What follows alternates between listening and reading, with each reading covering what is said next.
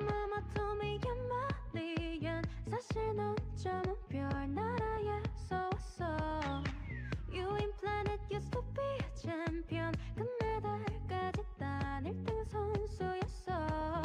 점점 잘나고 커진 널 더 이상 담을 수 없었던 행성. 따뜻한 물에서 수영하는 걸 좋아했던 널 내가 데려온 거야.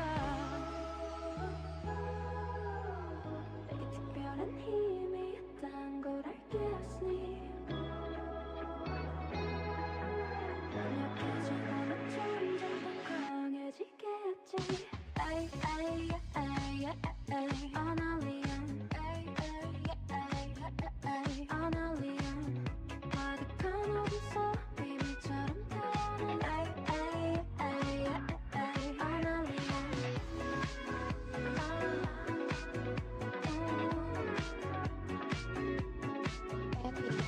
My mama told me you're not alien. 너의 판을 뒤집기 위해서 왔어. 누군가 너의 기억을 지워 모든 걸 방해하는 거야. You listen. 점점 가둬둘 수 없을 정도로 커져가는 너의 힘과 목소리. 행성은 널 주목하고 있어. Now you're ready for this. 준비가 다 된 거야. 특별한 힘이 있단 걸 알겠으니 이제 너에게 주어진 답이 있겠지. Ay, ay, ay, ay, an alien.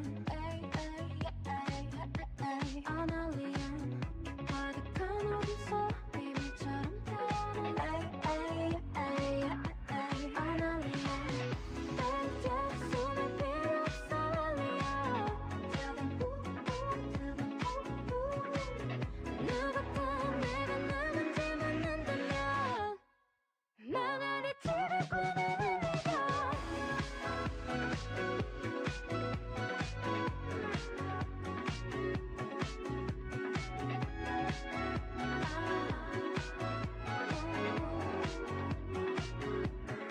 Ay, ay, ay, ay, an alien. Ay, ay, ay, an alien. 가득한 어둠 비밀처럼 타는 ay, ay, ay, ay, an alien. ちょっと上に溜めてください。右下上右下右上上下下左右左右下上右下右上上下下左回転右下上右下右上下下左右左右下上右下右上下下回転3点4回転右下上右下右上下下左右左右下上右下右上下下左右左リセット。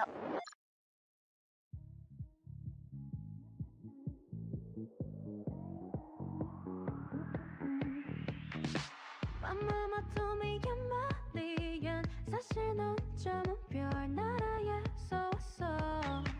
You in planet used to be a champion. 금메달까지 딴 1등 선수였어. 점점 잘나고 커진 널 더 이상 담을 수 없었던 행성. 따뜻한 물에서 수영하는 걸 좋아했던 널 내가 데려온 거야. 내게 특별한 힘이 있단 걸 알겠으니 넌 약해지고는 점점 더 강해지겠지. Ay, ay, ay, ay, an alien. Ay, ay, ay, ay, an alien. 가득한 어둠 비밀처럼 타는 ay, ay, ay, ay, an alien.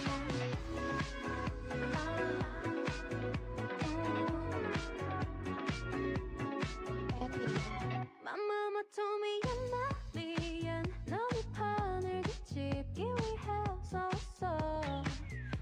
순간 너의 기억을 지워 모든 걸 방해하는 거야. You listen. 점점 가둬둘 수 없을 정도로 커져가는 너의 힘과 목소리. 행성은 널 주목하고 있어. Now you're ready for this. 준비가 다 된 거야. 특별한 힘이 있단 걸 알았니? 이제 너에게 주어진 답이 있겠지. 에이 에이 에이 에이 아날리안 에이 에이 에이 아날리안 가득한 어둠 비밀처럼 타는 에이 에이 에이 아날리안 내 손에 필요 없어 알리야. Tell them who, tell them who. 누가 내가 누군지 묻는다면 망할 이 집을 꾸미는 네가.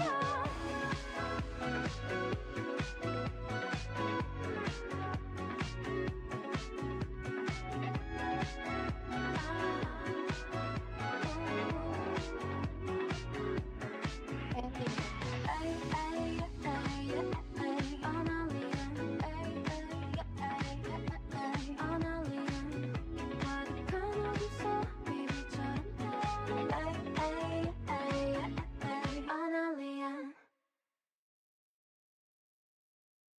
ちょっと上に溜めてください。右下上右下右上上下下左右左右下上右下右上下下左回転1回転右下上右下右上下下左右左右下上右下右上下回転3点1回転右下上右下右下下左右左右下上右下右下下左右左リセット。Yeah.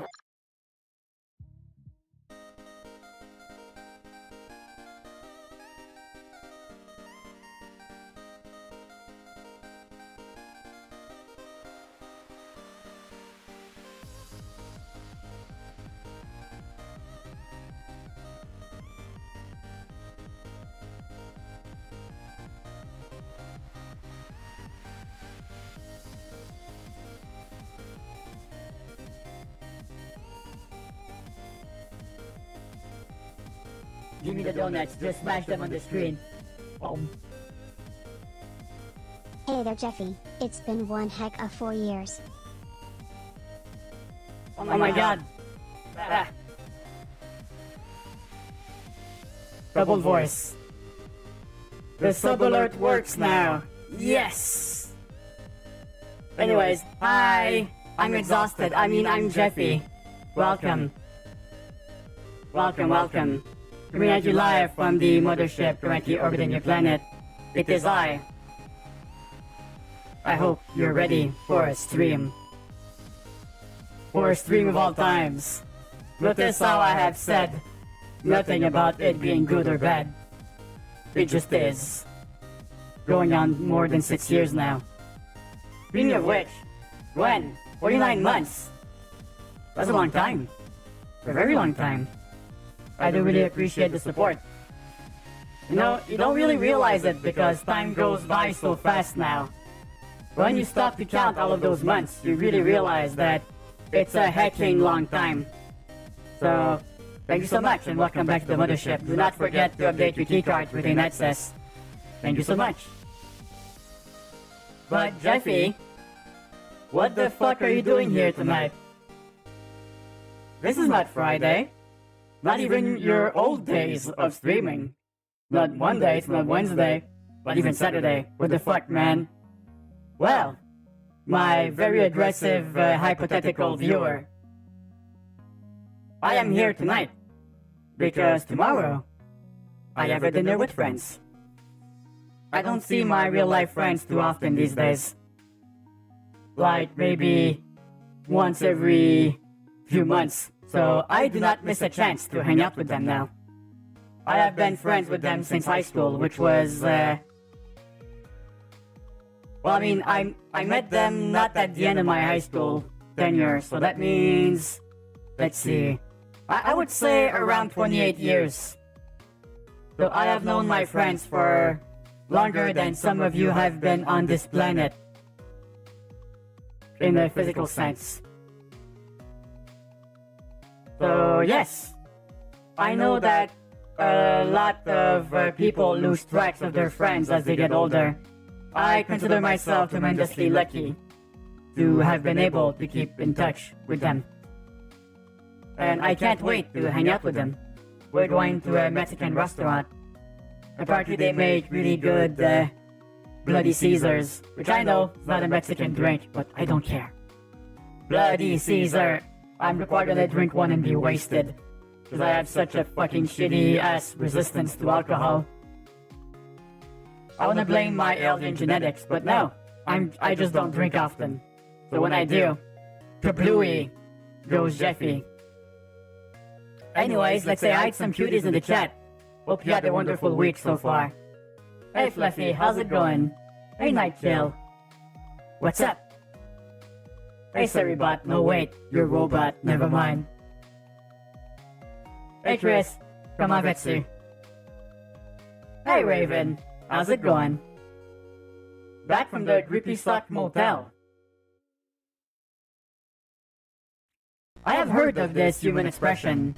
Is that a funny, aha way of talking about mental hospitals?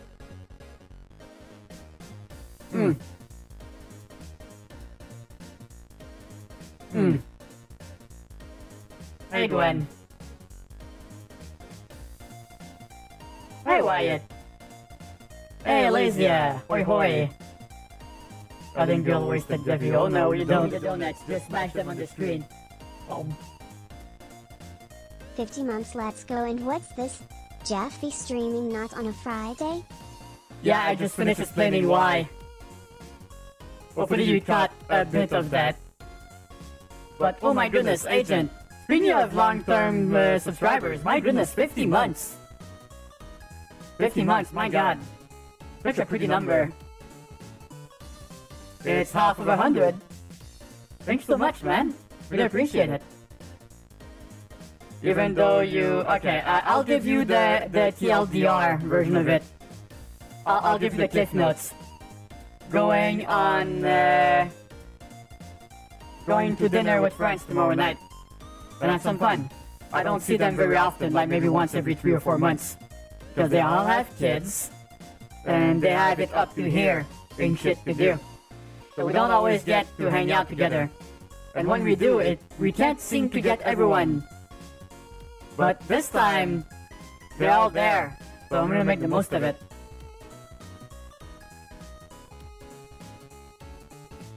Okay, Elysia, yes, I understand that. Yeah, on that specific front, it's not been great, but this place remains a safe space, a place where we can hang out and not have to think or see that kind of stuff. Because, let's be honest, it's pretty much everywhere. Everywhere. I can't fucking look somewhere where we have that, so I do want to offer a space where we do not see this. And it's always been a rule anyway, so we try not to tread around these, yeah, it's like, there's, okay, if you are new here, for those of you who are new, who might just be lurking, we prefer not to talk politics and religion here. I always find that these two topics cause some very heated arguments and cause a lot of stress to people. So I'd rather leave that to the experts. If you want a place to talk about these topics, you're in luck because it's talked about everywhere else, pretty much. So let's keep this place chill. I understand that some of you are pretty sad. I'm sad too. Really, but... Yeah, I'm tired, boss. I'm tired. Let's just put it there.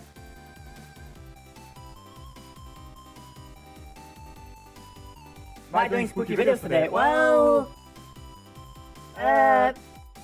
we've done it like the last 2 weeks, so I'm not sure. I kind of want to pace myself because there will be a new ghost file on Friday, and I'm not gonna be there. So I was thinking maybe we could watch that next Friday, and who knows?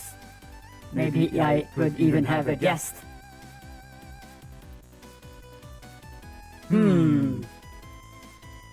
Interesting tease. I've said too much. It's still not 100% sure yet, but it's looking highly likely.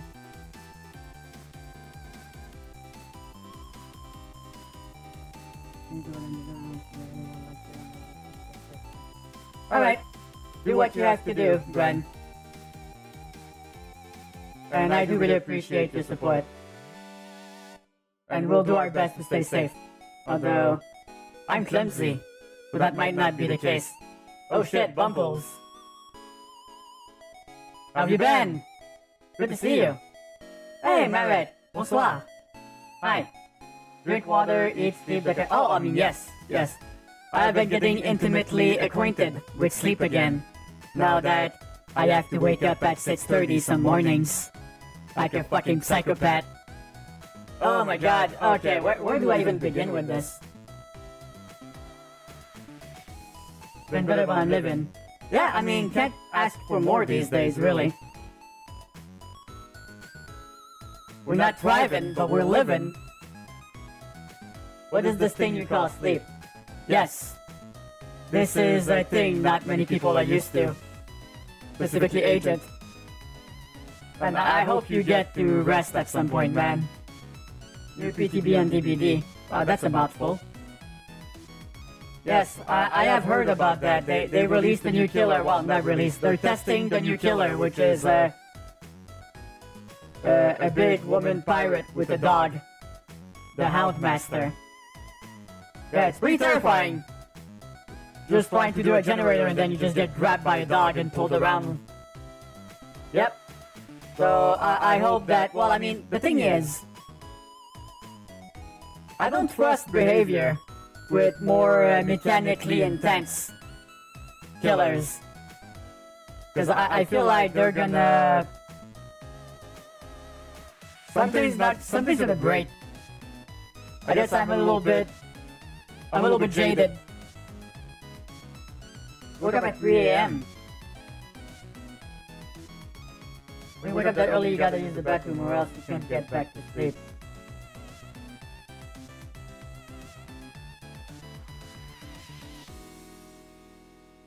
I'm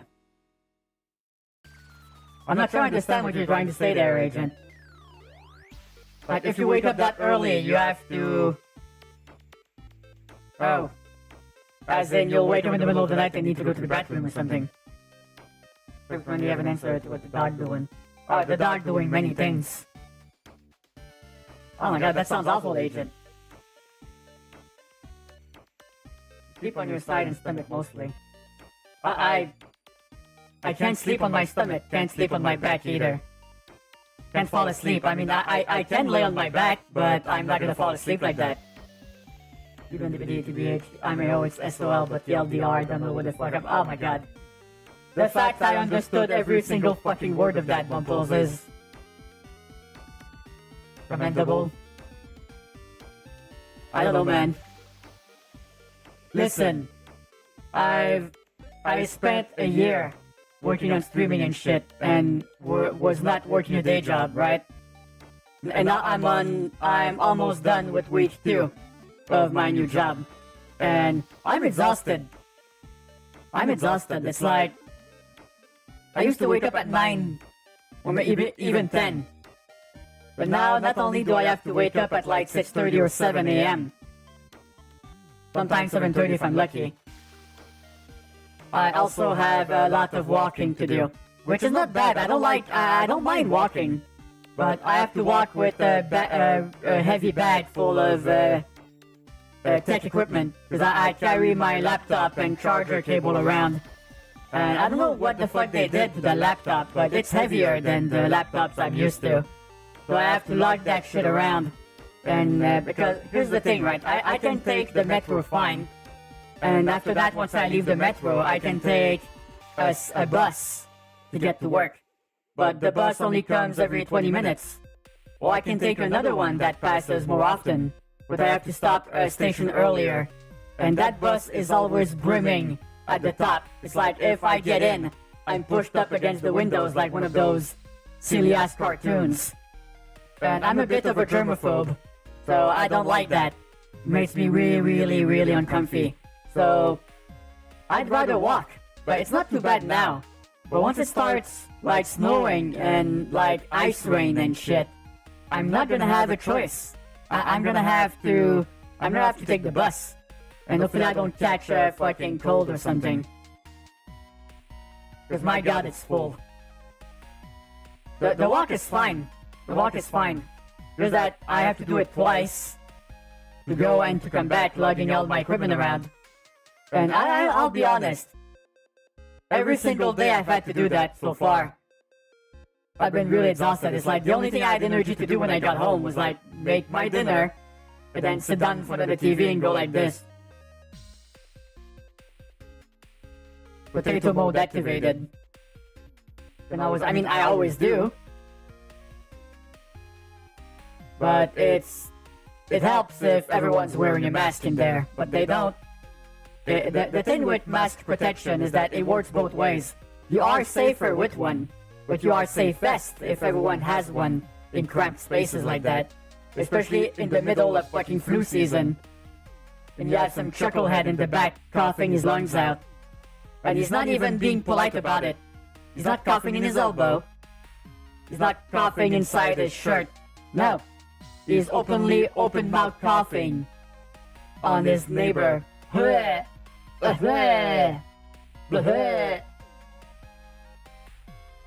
Amazing. I still wear mine, but only in public transit. Nose in your towel. I'm gonna kick your ass, Jabs. Oh my god, stop it. The fact that I've told this anecdote once in 6 years of streaming, right? I've told that story once. Like probably 5 years ago. And he still remembers it. To this fucking day. I'm equally impressed and annoyed. I hope you realize that. On a wheelchair, I have to make this a victory. What is this walking? Oh my goodness. Wyatt! Not gonna make me feel guilty. You met the person explaining it with peeing your pants. If both of us wear pants, you're less likely to get peed on. Exactly! That's a really great way to put it, Bumples. I forgot about that, funny analogy. Yes, gross also, but what can you do? Those are the few things. I mean, funny how the brain works.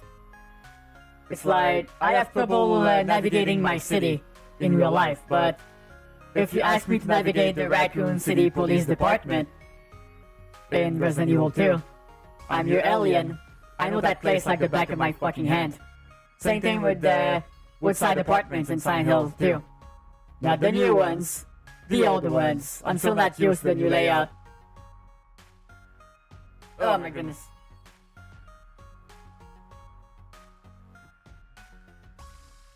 Anyone systematically get up in the afternoon, still woke up at 10 a.m. Okay, so your sleep schedule is all kinds of fucked up, Bumples, then. Yes, it is weird to work day hours, Chris, indeed.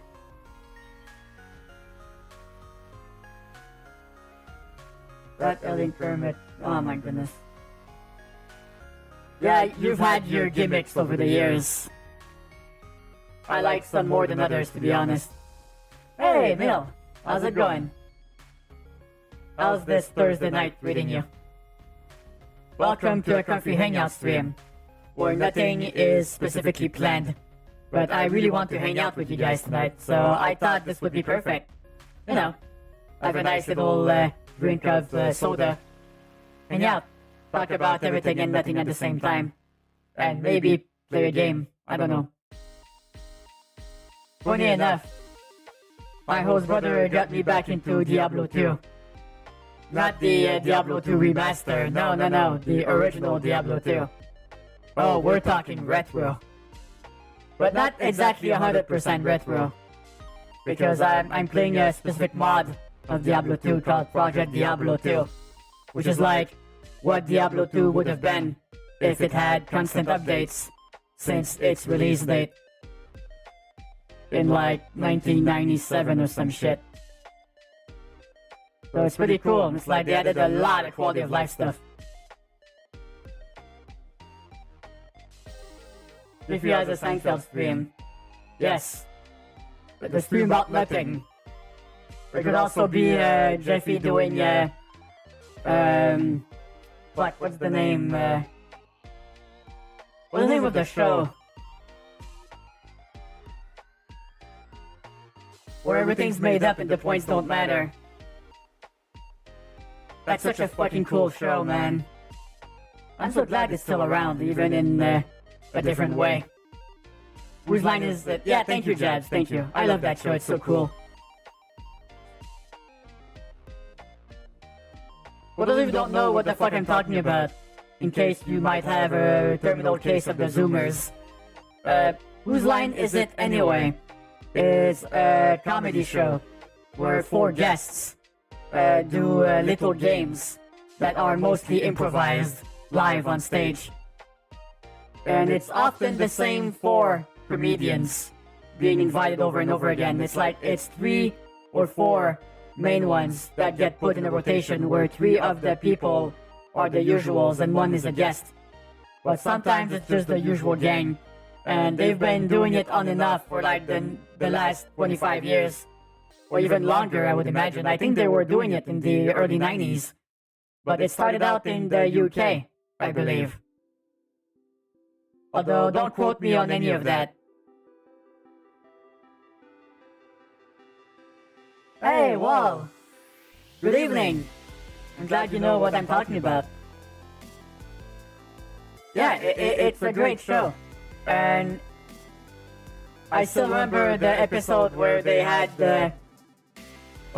Robin Williams was a guest on one of the episodes, and people could barely get a word in because they were laughing so hard. I miss Robin Williams. He was such a gentle person. And so funny. So effortlessly funny. It's unfortunate that most of the funnier entertainers are chronically, horrifyingly depressed. Or fighting some types of demons. Is it that they want to be funny so people do not feel as bad as they do? Love when things would mess up on the show. The funniest parts, Jazz, were when they would crack each other up, but then they couldn't keep going because it's like it stopped the show to a crawl because everyone was fucking laughing so hard or trying not to laugh. Bring around an improv meeting VR chat, it'd be weird if I didn't. Yeah, I mean, that depends, right? How many of the younger people know what the fuck Whose Line Is It Anyway is? Right? You must be running into a lot of younger people in VR chat, Wall. And they probably look at you like you're insane when you talk about these things. Like him in Good Will Hunting. Oh yeah, he was a good actor too. Surprisingly good in serious roles. I've always noticed that comedic actors can be in serious roles, but it's often hard to go the opposite way. Like you could put Robin Williams in a really serious movie, but try to put a serious actor in a comedy movie, and sometimes it doesn't quite work right. Ryan and Colin were the best, let's be honest. Yeah, Colin Mockery and all of his news anchor weird fucked up names. I don't know, Jabs. They all were pretty great in their own different ways. But yeah, Ryan and Colin were an iconic fucking duo.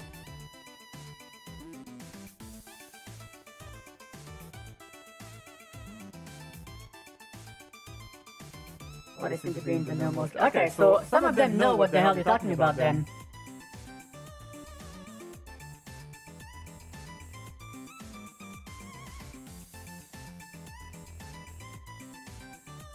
I'm just looking up when the show started. 1998 in the US. And in the UK they started in 1988. Whoa! That's impressive. But yeah, I mean, you know, Ryan and Colin were great, but you know, Wayne Brady was really good too. I love his freaking. He has immaculate improvisational skills with songs. Amazing stuff.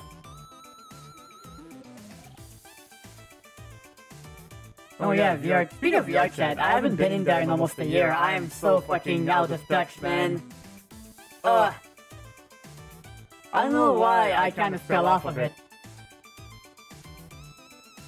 I guess in my older age I got a little bit more introverted. And things in VR chat move so fast sometimes, I kind of felt already a little bit out of touch, which did not help.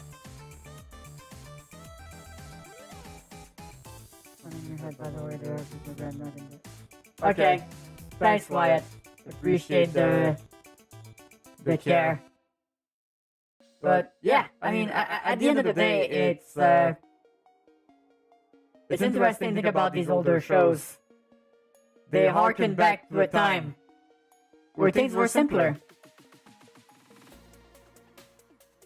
Now I feel like, I mean, okay, might be time to get out the old man yells at cloud card. Because, I don't know. I don't know if it's me getting older, but I have a feeling that culture kind of stopped around the late 2000s. And now we're just like reviving the same franchises over and over again. Which is kind of ironic considering how much I liked the Silent Hill 2 reboot. Or should I say remake? But it's not really a reboot. So yeah, sometimes it can be good, but a lot of the times it's like, fuck, I saw a news recently. Okay, wake up, hands. Being around the same dead horse for the... Yeah, it's like, okay. Here's something I've heard recently. Apparently they're working on a new Fly movie, but not exactly a Fly movie. You know, the Brundlefly thing with, fuck, what's his name? I forget his name. You know, he talks in a very specific way. And he's been a heartthrob for women since like the 1980s. Fuck, what's his name? My brain is Swiss cheese tonight. If I wanted to get you something because I really don't know, Wyatt. I really don't know. There's a question though. Yes, Jeff Goldblum. Thank you, Chris. Oh my goodness, you guys have been saving my ass with that information for a long time now. Thank you. Thank you for the assist. No, not Fabio. No, Fabio hasn't been a heartthrob for like 30 years? 25? No, 30 years. 30 years. So it's not exactly a sequel. For what I've read, it's a movie in the same cinematic universe, the Fly cinematic universe.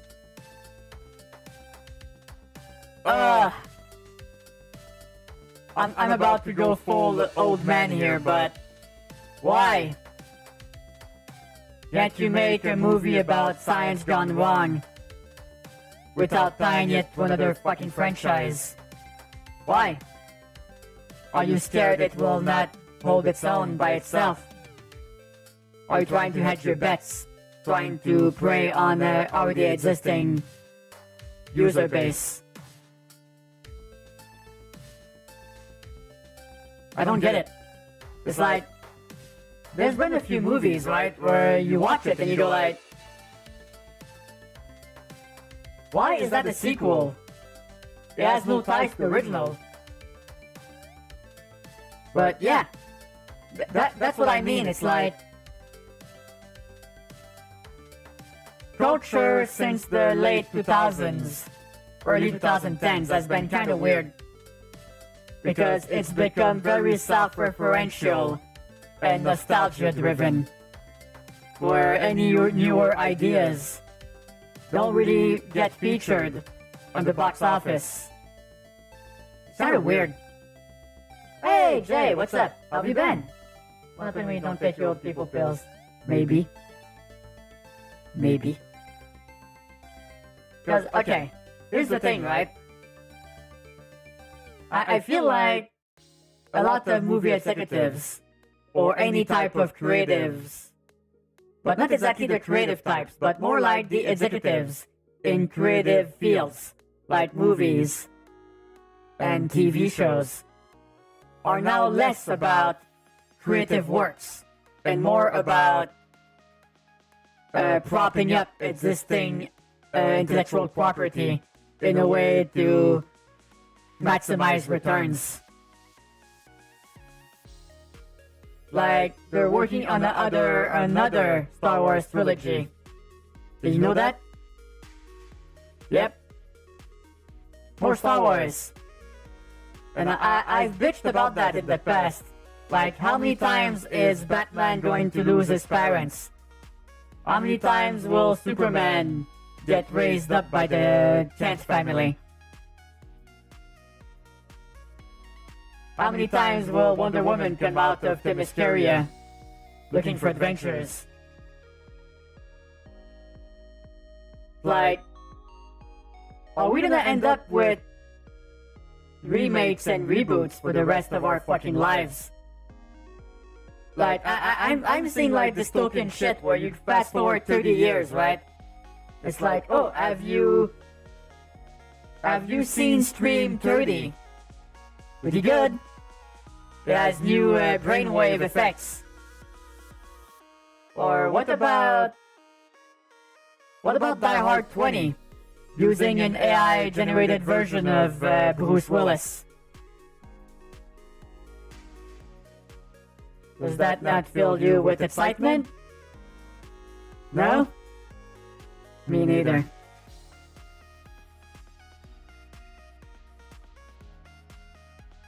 Yeah, but those are another alternate universe version.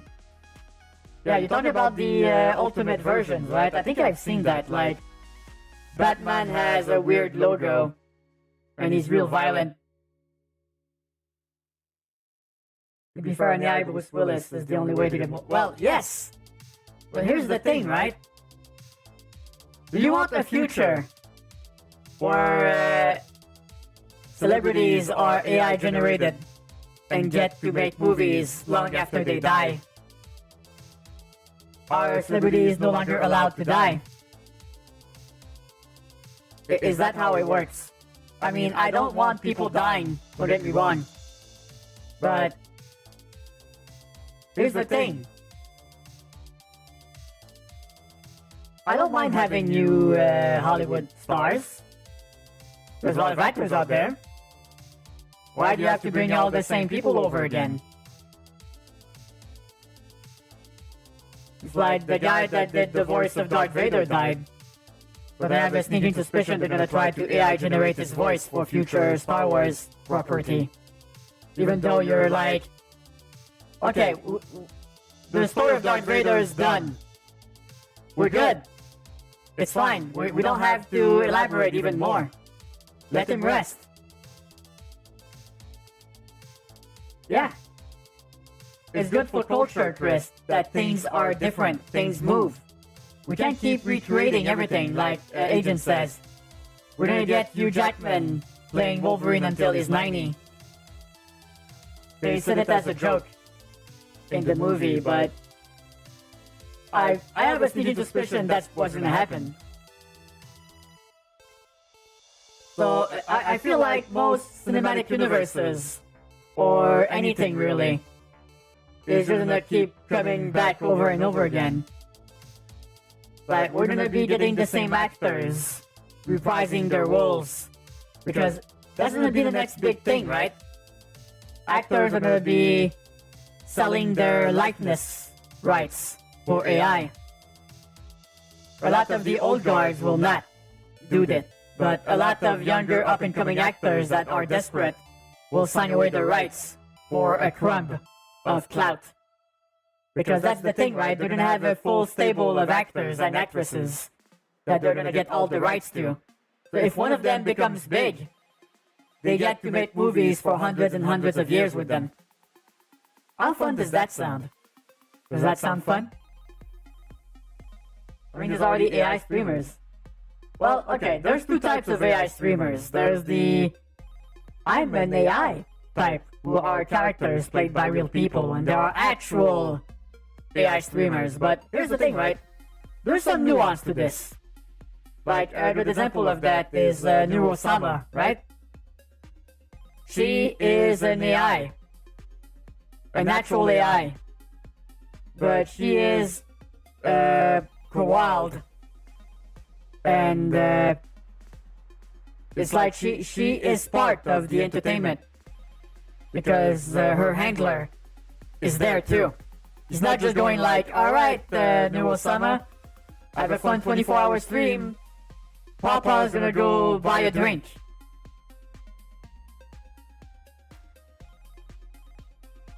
Hey, Donovan.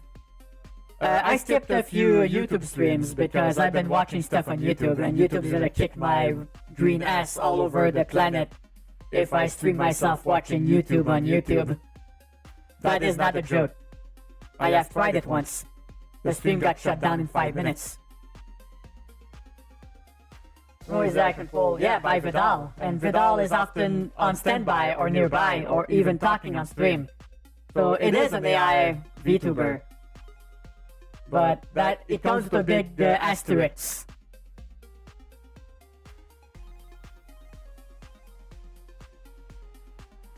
Celebrities. I mean, I don't know enough about that to comment on that, Wyatt. But yeah, at the end of the day, what I'm scared of, right, is that the next 20 years is only gonna be Hollywood going like, remember that movie from the 80s or early 2000s? It's back! And we brought a lot of the older actors. Enjoy! Enjoy the cash grab. Like, they're making a new scary movie. Even back then, it was kinda cringe. What the fuck is that gonna look like now? What the hell are they gonna make fun of? How's that gonna work? I don't fucking know. Because here's the thing, right? Creativity is not dead. There's so many people making movies out there. They're just waiting for a chance to be given to them. But most of the big movie distributors and publishing houses don't give a fuck about that. So all of those creative movies are gonna die in obscurity. And that's sad, because people could go like, I mean, you can go watch them. I mean, yes, you can. If they don't get delisted by streaming servers because they didn't get a gazillion views in the first 2 days. Like TV shows on Netflix are notorious for that. Oh yeah, season 1 was awesome, but it did not get 1 million viewers, so now it's cancelled and it ends on a cliffhanger. Have fun. I can't watch new TV shows now because I'm always scared that's what it's gonna fucking happen. What if the show's good? Then it just ends. Fuck. That's why I like series who have ran for a few seasons and have an actual ending.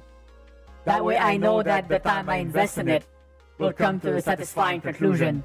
Or even if it's not satisfying, at least a conclusion. Futurama is a show that just can't stay dead. I mean, it's the same thing, right? How shows like Futurama, The Simpsons, they're just keeping going. like their grandfather did or something. But yeah, I mean, at the end of the day, it just sucks. Because Hollywood studios are not giving a chance to movies who would be novel. And we just end up with a lot of really samey movies getting promoted. And yeah, I mean, on one hand, you choose the movies you watch. But you can't deny that those big blockbuster type movies kinda have an effect on the culture. No matter how much you wish they didn't.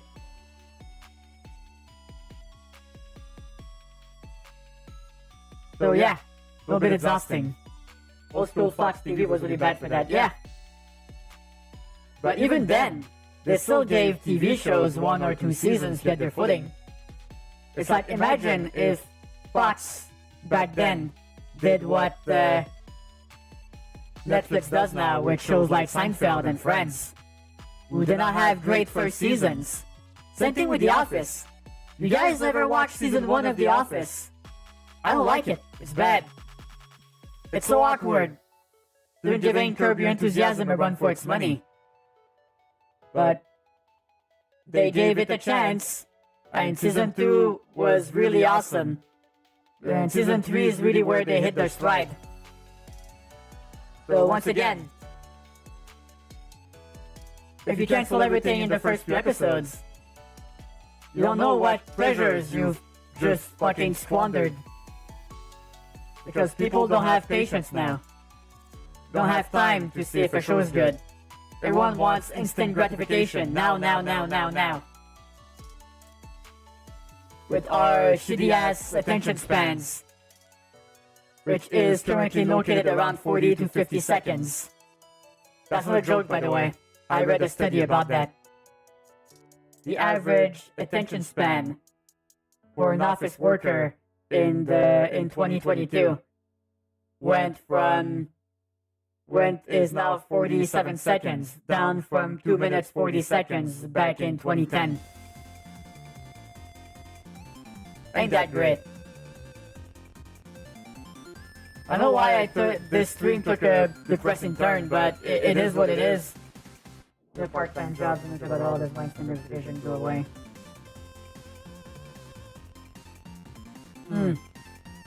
Yeah, so funny enough, if you have a lot of free time, you get to be a little bit more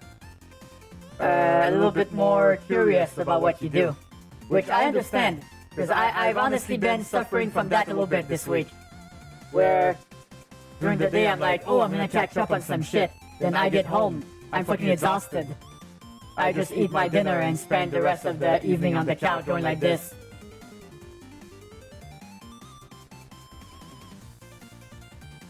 Maybe I'm not getting good enough sleep.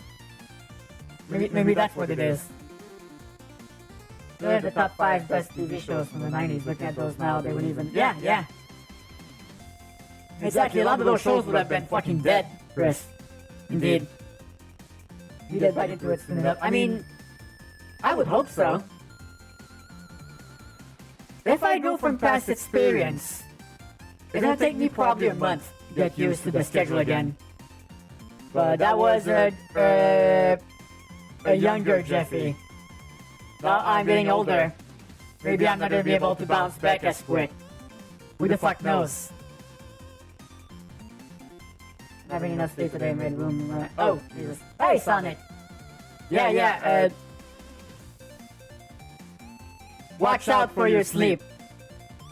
Because nothing has as much of an impact on everything else than your amount of sleep. Make sure you sleep enough, okay? Alright? Because otherwise you'll be cranky. You'll be morose. You'll have no energy. It sucks. It's like, we have a finite amount of time in this universe.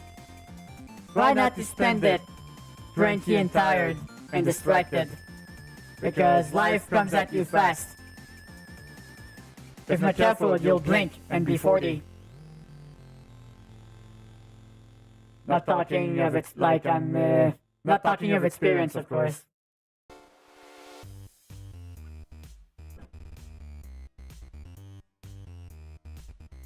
Oh yeah, I mean, Bumples, that's a good point. When I was between jobs and working on streaming, weeks and months would go by in a blur. But now that I'm working again, it's like certain part of the day feels so much longer now. And others feel even faster than before. Kinda weird. Kind of really weird. I don't know why that is. Is it because to experience the passage of time is to be uncomfortable? Because if you're too comfortable, time speeds up. Is that it? Is that why if you sit down the weekend and play games, you'll blink and it'll be 11 p.m. already? And you'll be like, what do you mean I have to go back to work? Because that's what it feels like. Anyway, just thinking out loud, honestly. But yeah, I do hope that I get used to the new schedule. But one of my big worries is that being on a day schedule again will make my streams a little bit less energetic. Because I usually start getting tired around 9:30 to 10 p.m. now. And that won't be good for stream energy, that's for sure. Because that's the thing, right? It's hard to be entertaining when you're thinking about your bed. Although I like to think I do a good job of powering through it most of the time. Although I feel like if I'm getting too tired at some point, I'd rather call the stream rather than keeping it going and boring people to tears. People going like, made the aliens stop. They're so boring. So no, I don't want you to suffer. So I will do my best to be entertaining. Easier said than done, is it? I feel like that's something that people overlook when they talk about streaming. People are just like, oh, streaming is just like putting on a game and playing, then bam, instant popularity. But that's not how that works. It's like you're doing an improv show with no time limits. You gotta keep going. When does it end? Well, it ends when it ends. Mostly 4 hours. But even then, most people are like, oh, 4 hours is the minimum. What do you mean it's the minimum?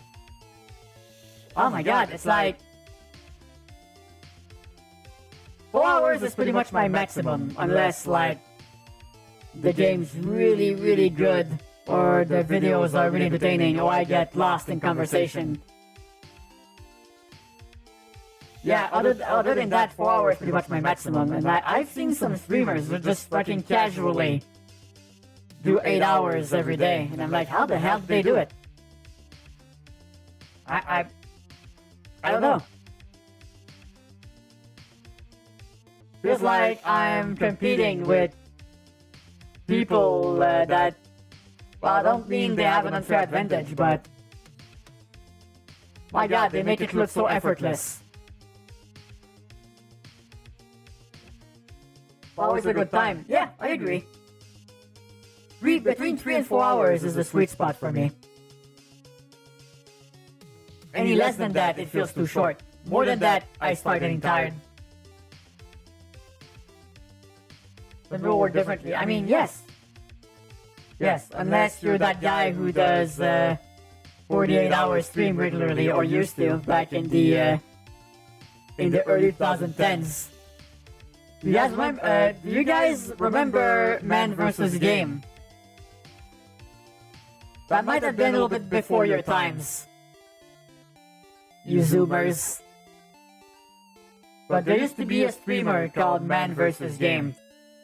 We used to have a really crazy stream schedule. Like, he streamed every day, and would often do like 48 hours, 3 marathons. He would make so much money, right? But people started asking questions about how the fuck, what's his secret? You know what the secret was?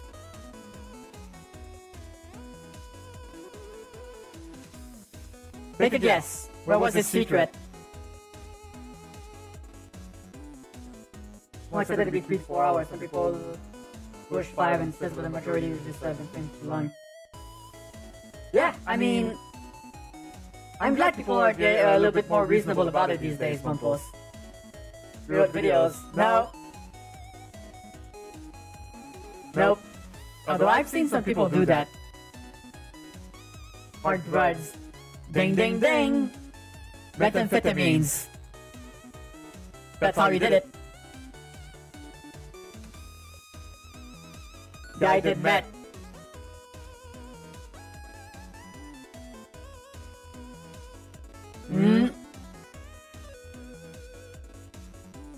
I'll go confirm the information.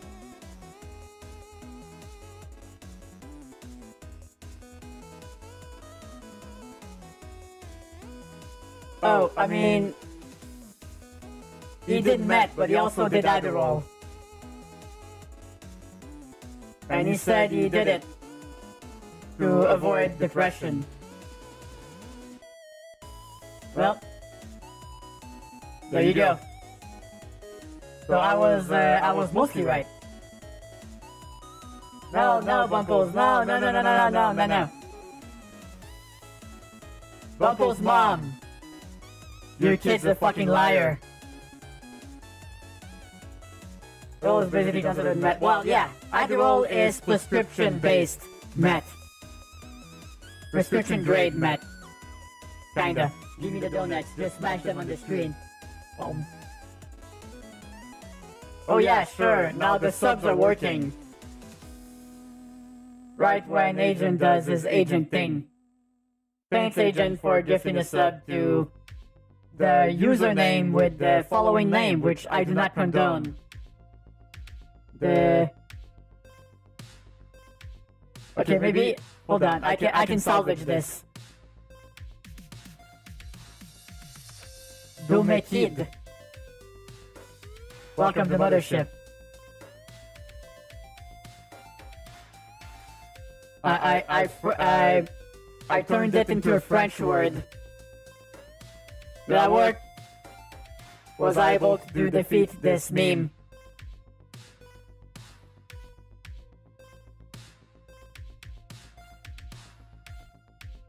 Oh, it sounded like Dome Kids. Okay, that's worse. No, wait. Is it? Which one is worse? I can't... Oh. Oh no. Why do I put myself in these unwinnable scenarios? Hey, Jeffy. Offer them 2 choices. Which one is worse? Hitting kids in the head, or asking them to do methamphetamines. Which is a joke, by the way. I do not condone the use of drugs. Humans should not do them. Aliens either. Even though they don't do shit to us. At least not to me. I've said too much. Makes me wonder, since people say Adderall makes people with ADHD calm, if I do meth like a calmer. Well, funny enough, for people with overactive thought processes, apparently it allows them to better organize them. I have heard that same thing, Bumpos. When in doubt, consult a medical professional. You'll be much happier if you do. Because self-medication is a one-way street to Vomit Town by way of institutionalized street.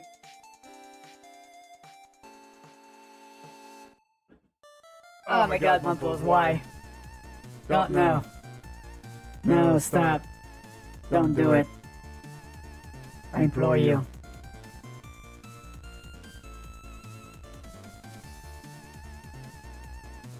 Yeah, it's funny. I found that coffee helps me concentrate. I don't think I have ADHD, but I might. Who's to hit the button? Yay! Laziness wins again!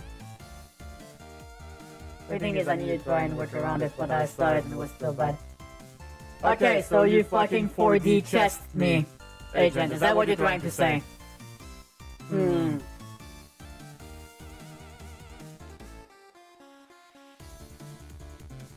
That's some Dr. Evil shit. What's next? Going to start chasing me with sharks with lasers on their heads?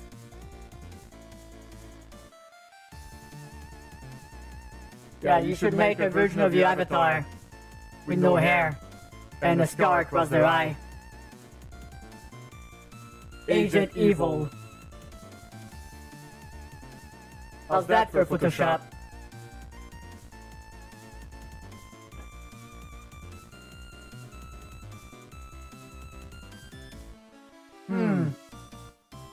Sorry, I had the mental image in my head and I couldn't get it out. That fucking stun locked me for a few seconds there. I want to get some grays and have them in green body paint and then do their thing. So you're not even gonna do it? Oh my goodness.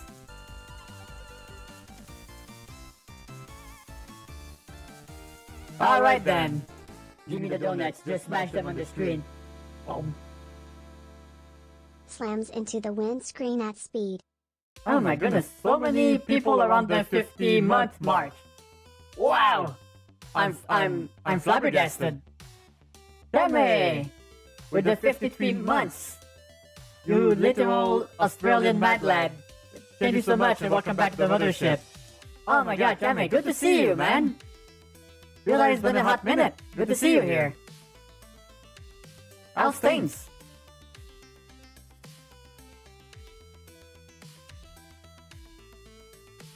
Oh my goodness. Alright, while Kami answers me, I'm gonna probably go get something to drink. I realize I'm out of water. And also, it might be time to run some ads. I know, I'm sorry. I've been around for a while, I think the stream schedule is catching me at odds. Yeah, I've been moving it around a bit. And I understand that it's not super convenient sometimes. So, I understand, but I'm glad you're here. But yeah, most of these days, I did like the Friday, Saturday for a bit. But now I'm starting to just do Fridays for now. Although today we're doing Thursday. Because I'm going out with friends tomorrow, so... Yeah, it's a little bit more loosey-goosey, isn't it? But yeah, I understand. You know, it's okay. But yeah, I'm glad you're here. And I'm glad to see you're doing pretty well. As for me, I'm exhausted. I'm on week 2 of my new job. Involving payrolls. Never thought I would get to look at that fucking thing. And I'll tell you right now, it's more complicated than you think it is. Oh my god, so many laws. So many codes. So many deductions. I'm gonna have an aneurysm. Aussie time zones don't help. Oh, I mean, yeah. Yeah, already the fact I could see you hang out with us at these times was already pretty amazing. Because it's like what? Late morning for you at the moment, right? In the future. Whoa. Why is it Friday there? What the fuck? Not only that, it's about to be summer for you guys. Everything's backwards. Hey Delta, how's it going? Yeah, I'm a little bit tired. Still didn't use the new schedule, honestly. Work has been kicking my ass, but other than that, I'm okay. 11 AM right now. Aha! No need to be asleep. You're working nights again? Damn. Yeah, funny enough, my ideal schedule would be getting up at 9, going to bed at 1 AM. But I can't quite swing it with this job, because most of the work shifts are between 8 and 10. But if you want to get the one from if you want to get the 10 AM shift, you have to be familiar with other provinces' tax codes, because that's the calls you're gonna get. And I can barely understand the tax codes in my province. And they're already asking us to learn Ontario tax codes too. So my fucking head is spinning. Although, I'll say one thing, Agent. You're in Ontario, right?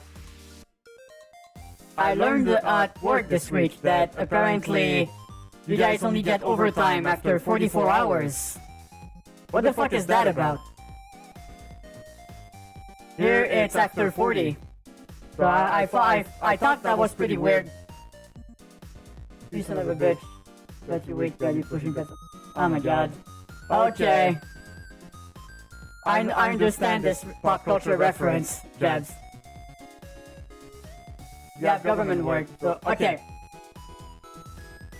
What I'm talking about, Agent, is the bare minimum that the province allows.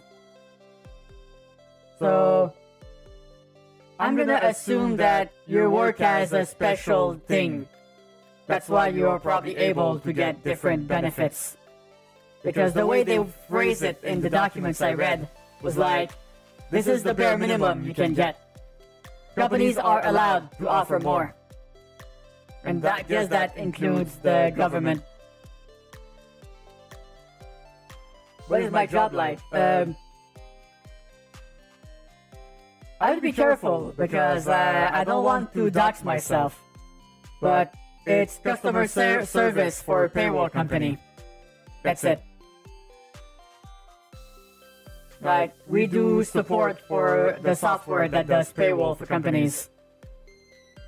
And that means the software does most of the work, but sometimes we have to come in and help. And to do that, we need to know all about tax codes and shit.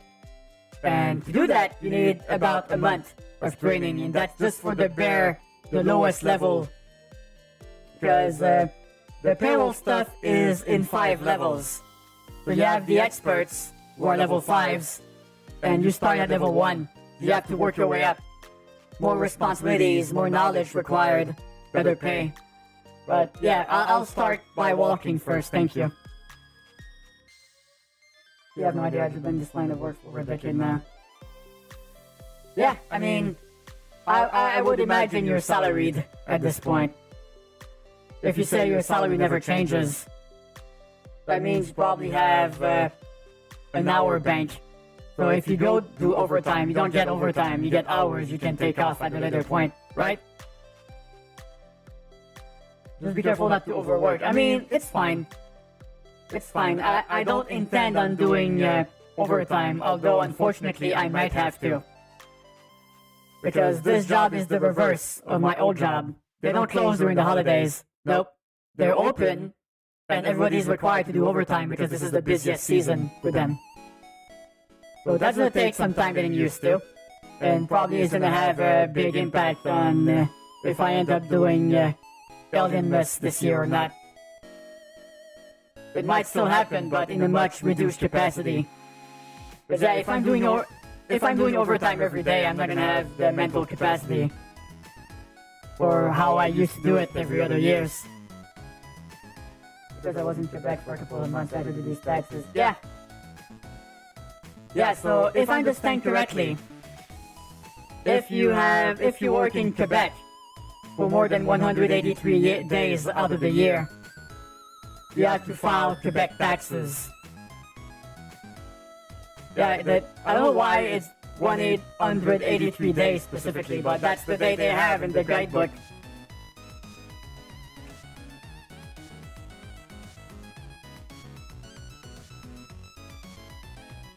But yeah, it's more complicated than I thought, but it's somehow interesting. Because it's always something I saw over the years whenever I look at my paychecks when I used to do other jobs, right? So now the fact that I'm learning how to do it and how to properly understand everything around it, all the deductions, and why they're there, or why they're there, it's kind of interesting in a weird way. I mean... Yeah, I guess, Jabs. I guess. Yeah, now watch me fast forward a few years and I end up being an accountant. Because I enjoyed that work so much that now I try to specialize in it. I mean, I don't fucking know. My background is in administrative support. And I realized that maybe there's other things I could do in office work. With my skill set, anything's pretty much possible with the proper training. But yeah, and also it's an industry that's resistant to financial turmoil. Because no matter what, people need payroll. No payroll, can get paid. Or the government will kick your ass because you don't have the proper remittances. Yeah, I don't know New York tax code. I barely know my tax code. And it's been 2 weeks of training so far. So yes, if one thing's for sure, it's given me a lot of respect for people who work with taxes and payroll. Because just of the fucking sheer amount of knowledge required. But just for Quebec, right, there's over 900 codes for deduction and profits, or paychecks and other things. Over 900. That's a lot. Everything from vacation time to sick leave is covered in those codes. And they don't expect us to remember them. But we need to know where to look to find them and how to effectively search for them. So I think that's the most important part, is that it's not about cramming all that knowledge in your head for many things in life. It's about learning how to research it in an efficient manner. You are not expected to remember everything in life. You just need to remember where to look for that information. That's it. Once you learn that important fact, it makes things easier. At least I know it did for me.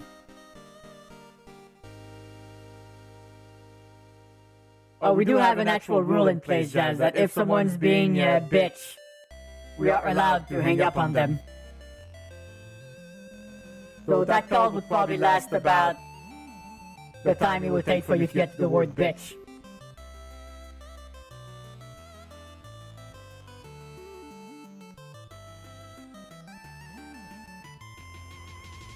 Although I would imagine calls in other countries don't cost as much as they used to.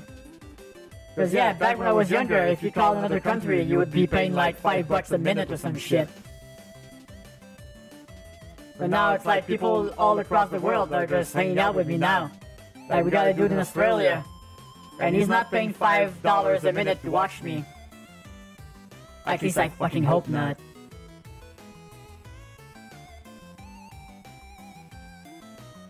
Alright.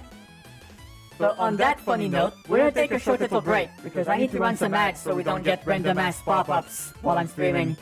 Yeah, I'm gonna take this time. We got a refill of carbonated water. And we'll all meet back here in a few minutes. So watch the ads, okay? And if you subscribe, enjoy the fan art made by my lovely community. I'm still baffled I even got fan art to begin with. So cool. But yeah, we'll be right back. Thank you for waiting. And when we return, more shenanigans. Why did that sound ominous?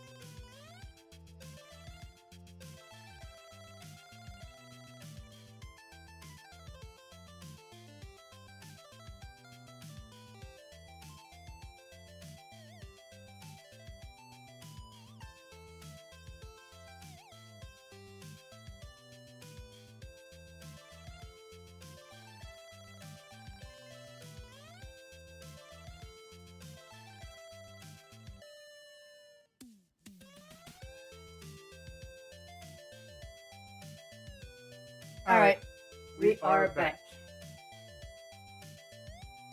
Let's see, everything else still working. All systems nominal. Perfect.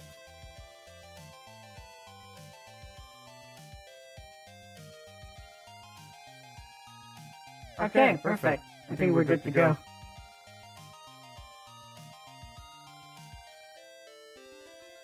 Alright. I'm back. Please tell me you have not watched the ads. But if you did, what the fuck were they? Were they terrible? I bet they were terrible. I'm never gonna get any fucking sponsorship at this rate if I keep bad-mouthing ads that much. Oops. Yeah, tracking's been kind of iffy recently. I think one of my base stations is dead. Alright, that's good, Kenmei, thank you.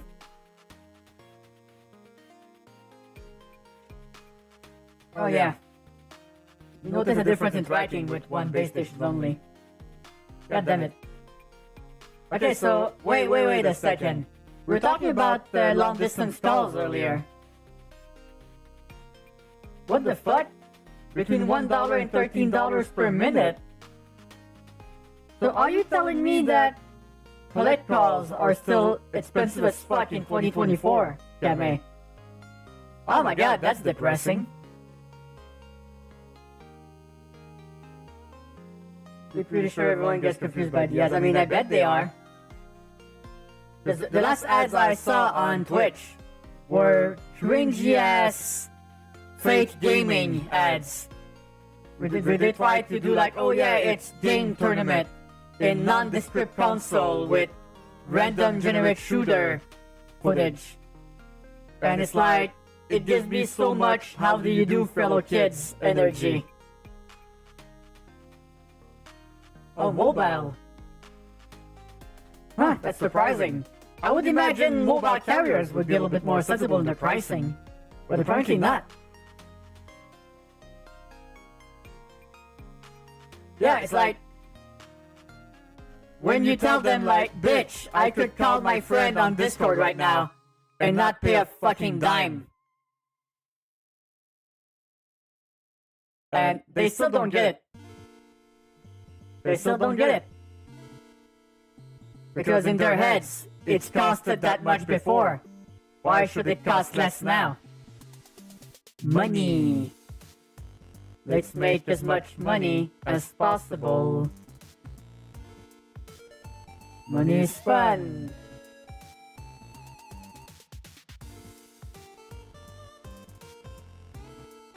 Yeah, I used to have a landline.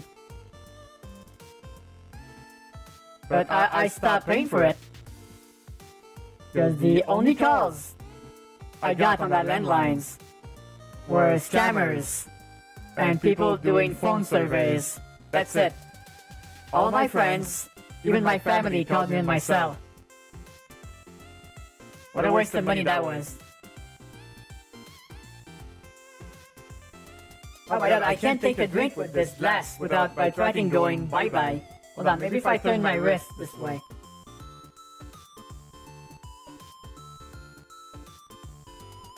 Looks goofier, but my hand is not flying off at a distance for a change. Alright, I'm gonna file that in the good to know category.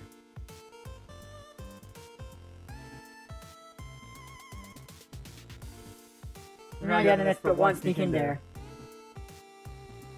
Yeah, happens. Happens. You're typing too quick. Or maybe you need more coffee. Perhaps starting drinks differently and you shower yourself in the drink. Yeah. I guess I could blame it on being aliens, but oh, I did not just spill my drink. It's an ancient alien tradition. And you humans would buy it.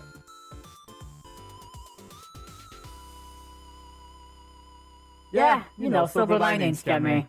Silver linings. Oh yeah, speaking of old school shit. We got some sad news this week. We lost the AOL You've Got Mail guy. He died. You know how many times I've heard that iconic line, "You've got mail." Not even because I was on AOL, just because it permeated the zeitgeist of culture back then. You've got mail. They even made a fucking movie on that premise. You've got mail. Nope, he's dead. Dead at 74. I mean, 74 for a human is a pretty respectable age. I know a lot of you don't make it that old. My species lives up to 150. So, we're not at elven standards, but we do live longer than you guys. Yeah. It's funny how such a small sentence could have such a big impact. Because, here's the thing, right? Going back on our little culture talk earlier, for a while it seems like culture got very global very quickly. And then as social media gained in popularity, global culture kind of splintered back again. Because for a little bit, there were some global movements that everybody knew about. From the grandmother knitting a sweater in the corner to the little kid playing on their console. You could do something and they would all understand the reference. But now we are in an algorithmic world where no one sees exactly the same thing. So what you see, the ads, and the articles that get pushed to your feeds is very different from what your neighbors will be seeing. And it's all tailored to you to make sure you will never look away. And they wonder why our attention spans are in the fucking toilet. Get over this. I'll outlive you out of spite. Yes, I'm aware. I'm aware. Nothing keeps someone alive longer than spite. We have seen that demonstrated many, many times over history. It's like if you're angry enough, you can survive anything. That was a joke. Don't take this as medical advice. I'm not a doctor. And even if I was, my specialty will be not in your anatomy. So my advice is useless in that regard. But no, I'm never gonna be a doctor. Fuck, can you imagine? I can barely take care of myself. Why would I take care of people's lives? No, that'd be too much. No, I'd be too stressed out. Oh my goodness, that would be stressful. But yeah, rest in peace, Mr. You've Got Mail guy. You've done good. We'll take care of the mail from now on. You get some rest.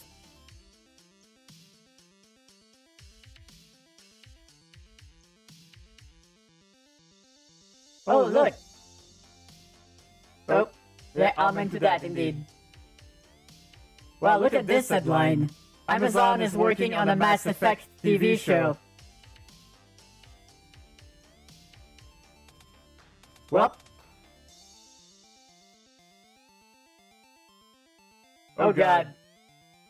Well, I mean, it could work, but here's the thing though. I swear to God, if they do a Halo with it, I'm gonna fucking scream. Okay? Don't fucking do it.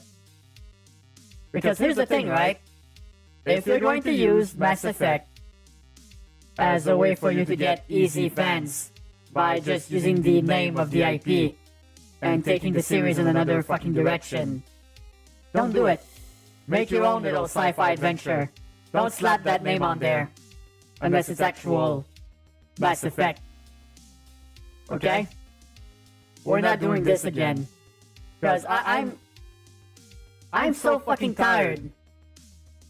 I'm so fucking tired of these bullshit auteurs that take a video game franchise and go like, I'm not gonna play the games, I'm gonna do my own version.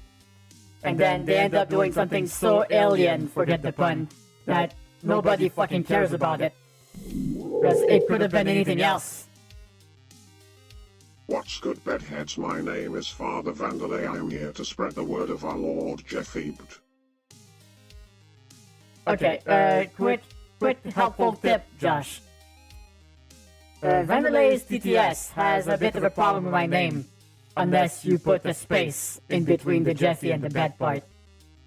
Otherwise, he's gonna keep going like an insane person. Also, Vanderlei is always alternating between hating my guts and postulating my greatness. Is that even a word? I don't fucking know anymore. Anyway, back to the rant. Okay, so if you make a sci-fi adventure and not respect the source material, name it something else. It doesn't have to be Mass Effect. You could call it like Light Phenomena or some shit. I don't know. I'm not good with names. Sue me. Because seriously, it's like with the Halo shit. They specifically did not watch any of the stories of the games because they wanted their own thing. And what they ended up making was pure fucking, well, it wasn't pure garbage, but it was close to it, in my opinion.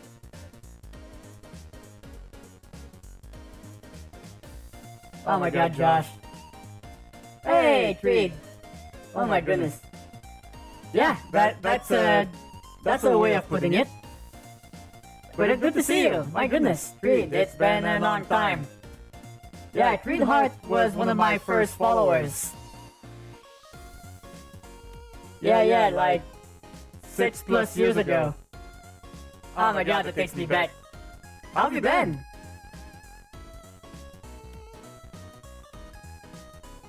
Don't mind me, I'm drinking some carbonated beverage. It just looks silly because I have to turn my wrist in the weird directions, but whacking doesn't go like, yeah! If they had a human covenant member, pure garbage, basically. Okay, alright. I was trying to be polite. But I will acquiesce your statement. But yeah, what have you been up to? How's life? How's 2024 for you? I started a new job a few weeks ago and it's kicking my ass. I'm tired all the time. Because I spent pretty much a year going to bed at 1 in the morning and getting up at 9 or 10 in the morning. Now I have to wake up at 6. Blech. I'll get used to it eventually, but for now it's rough because not only do I have to get used to that new schedule, I've also felt right in the fucking middle of an hour change. So now it's like the sun suddenly, when I started working, the sun's now going down super early. It's cold, it's rainy, and all of my computer equipment I need to travel with for the days I go to the office is heavy as fuck. So I get to work and I'm sweaty. I get home and I'm sweaty. Because I do a lot of walking. Because the public transit options are really bad. I do 3/4 of the trip in public transit on the metro, and I walk the rest 20 minutes. Because if I take a bus, it's full of people, and it's too much, man. You can be as polite as you desire. I just prefer the path of least resistance to the sledgehammer. Well, sometimes it works, sometimes it doesn't. Let's see which one that is today. I worried about you. I wasn't sure how you were. Aw, that's sweet. But no, I mean, I've been okay. Like, I was very lucky that I was able to just have fun for a year doing some streams and stuff. But now I have to get back to work because the finances of it didn't make sense anymore. But you know, I don't regret it. I mean, it was harder to find a job now. I don't think it's because of the hole in my resume. I think it's because the job market sucks right now. compared to the last time I took a break from a job. Cause yeah, the first time I took a year off, I looked for a job for like 2 days and I immediately had one. But this time it took me about 2 months to find one. And I know some people it took even longer to get one. Because apparently this year is a really bad year for employment.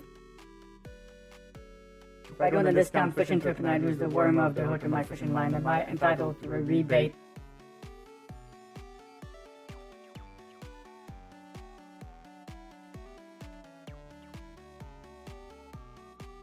I was there when such a declaration made.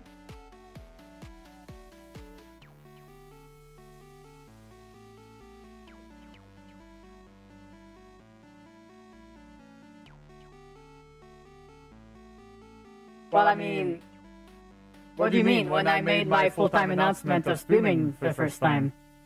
Yes, I believe you were there. Although it's been a few years, right? Because I think the first time I went full-time was when I quit my my other job I spent 10 years in. Yeah. It's like, I worked for a law firm for like 10 years. And then I tried doing the full-time streaming thing for about a year. Then I went back and got another job for a professional organization. That lasted me a year. And after that, I went for another full-time attempt for another year. And now I got another job after about 13 months of full-time streaming. And now here we are. But this time it's for a payroll company. And I have to learn tax codes and shit. Yippee. But here's the thing, right? Office work is office work. It is what it is. I thought someone like you would ever get in a job. We're too good. Oh my god. Great. That's so nice of you to say, but you know. Here's the thing with streaming, right? It doesn't matter how good you are. Sometimes you're offering the wrong thing at the wrong time. And that's enough to not work out. And even then, I will not consider myself to have failed. I did a really good thing. I'm really proud of what I've did over the years. Like, even with what I do these days, I still get plenty. I'm still entirely satisfied with my lot in life. I'm proud of what I did, what have I accomplished. I'm so happy I was able to have this lovely community around myself. You're the best though. I mean, oh come on. Now you're being too kind. I mean, I'm okay. I'm not the best, but I do appreciate you saying that. But yeah, it's like, as I said, it doesn't matter how good you are. Sometimes that's the nature of content creation. I'm not saying I'm good. I like to think I'm decent. But what I mean to say is that you could have someone as talented as Iron Mouse stream for like years before she started popping off. She was still great back then, but almost nobody watched her. And that's just how it is sometimes. That's what is a little bit annoying about content creation in general. Not only streaming, like people making videos, people making movies, everything that has an audience, in a way, is that it's very hard to do, even in the best of cases. And success is not guaranteed, and is often not exactly related to your skill level. So yeah, it does increase your chances of success if you're actually good at it, but does not guarantee it. And it also means that some people will do the bare minimum and get super popular too. And there's nothing you can do about it.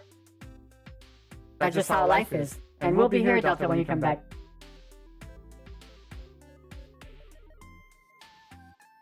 Yeah, but that's the thing, Jabs. It's like, really, really good, talented people might still flounder in content creation. But sometimes all it takes is hard work, encountering an opportunity, and then bam. There's a lot of stories like that.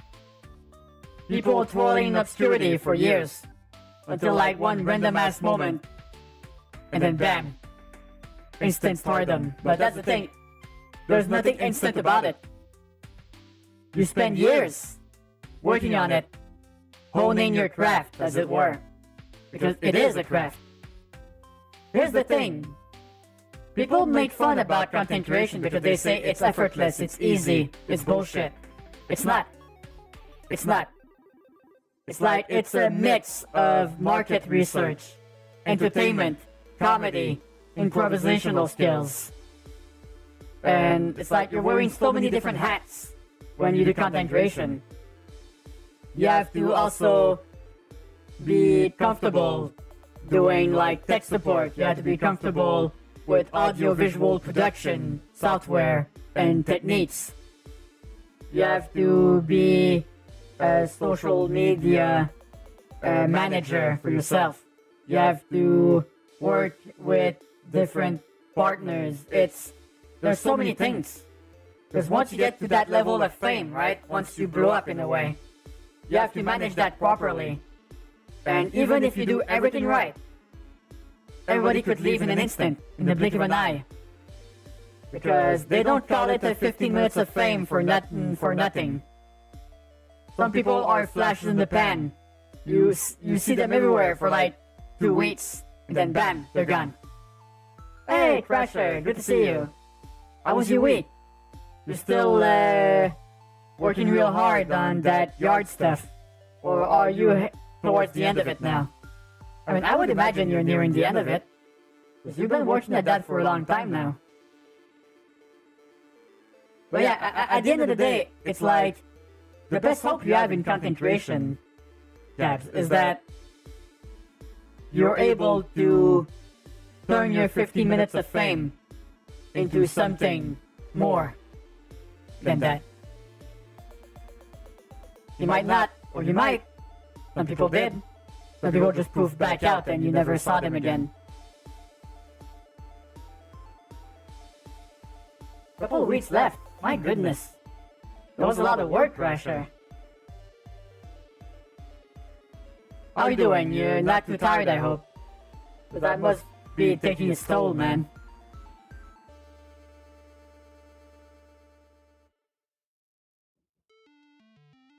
But yeah, at the end of the day, it's like... It's one of the reasons why I kind of took a step back from content creation a bit. I've taken a different approach to it. I'm a little bit more laid back, a little bit more casual about it. Not as rigid. I don't really focus on producing content anymore. I just like hanging out. Playing some games maybe, but mostly hanging out with my community. You guys are awesome. I was able to, as I said, I'm so lucky. I was able to surround myself with such lovely people. And yeah, it's nice to stream without having to have a really strict schedule. I mean, you know, it was fun for a while, but at a certain point, you're like, okay, now what? So this new approach is working really well for me so far. I like that I can stream on a Thursday night and still have people come in and say hi. That's great, I love that. And that also means I get to go see my friends tomorrow for dinner and not feel guilty about it. Because I'm not following the schedule. Now I get to set my schedule to however I need it to be. And that's freeing in a way. Because, you know, I mean, you know, I've been doing this for more than 6 years now. I think change is good sometimes. It keeps things fresh. And it keeps things interesting for me. Because at the end of the day, I'm gonna keep doing this until I find it no longer fun. Because then it would be not good for you guys either if I stream just because I feel like I have to, right? You guys don't deserve that. No. I want you guys to be happy to be here. I want to be happy to be here. And I'm gonna keep going until that is no longer the case, and I'll be very transparent about it. And once that day comes, because you know, everything has an end point at some point, I hope that you will not be too sad. And that you will remember the good times we've had together. That's all I ask. I want some of you guys to be like 10 years down the road and go like, oh yeah, remember that time? Yeah, that was cool. And if at least one of you thinks fondly of me in the future, that's plenty for me. Mission accomplished, as it were. But you know, we'll cross that bridge once we get to it. There's no use in thinking about that now, because it's not really relevant at the point we are in.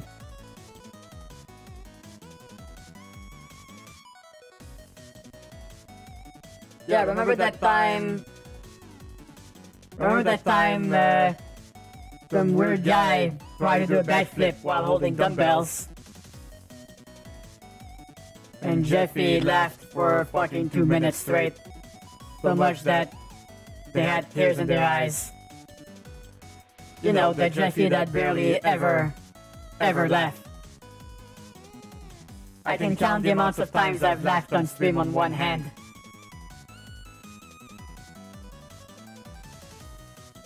Remember that time I told in Borderlines is really arrested and VTuber fun times? Yeah, remember that time you got timed out a few times for pushing the envelope a bit too much? I remember. Crasher remembers. 2 of them were because of me. Yeah. I think you were the originator of one of those videos, at the very least.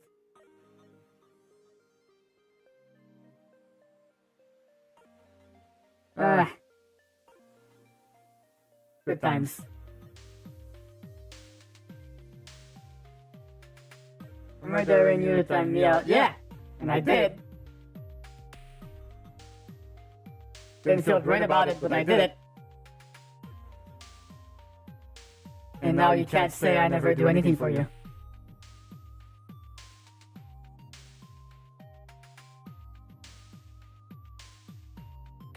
Oh my goodness. What a long, strange trip it's been.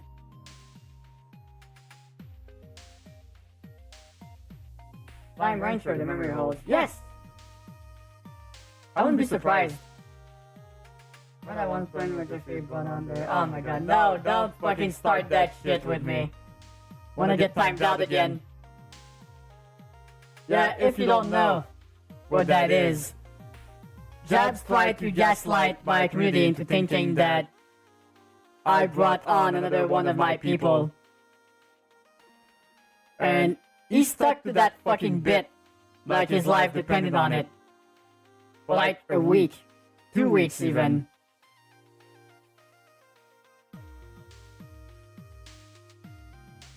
Yeah. It's something.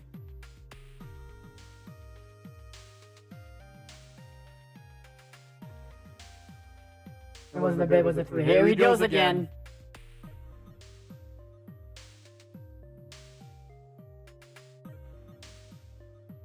Oh my god.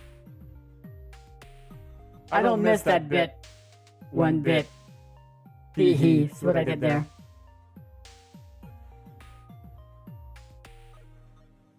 Alright. Oh yeah, I saw that go by the news today. I was a little bit sad.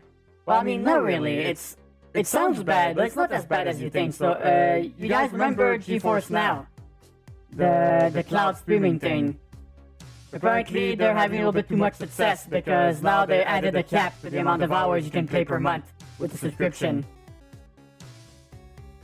So, yay! Things are getting shittier for the reasons. So now if you play more than 100 hours, you have to pay about $3 for 15 hours more. So every 15-hour block would cost you $3 on the $10 a month tier, and $6 on the $20 a month tier. For at least to prevent the prices from increasing.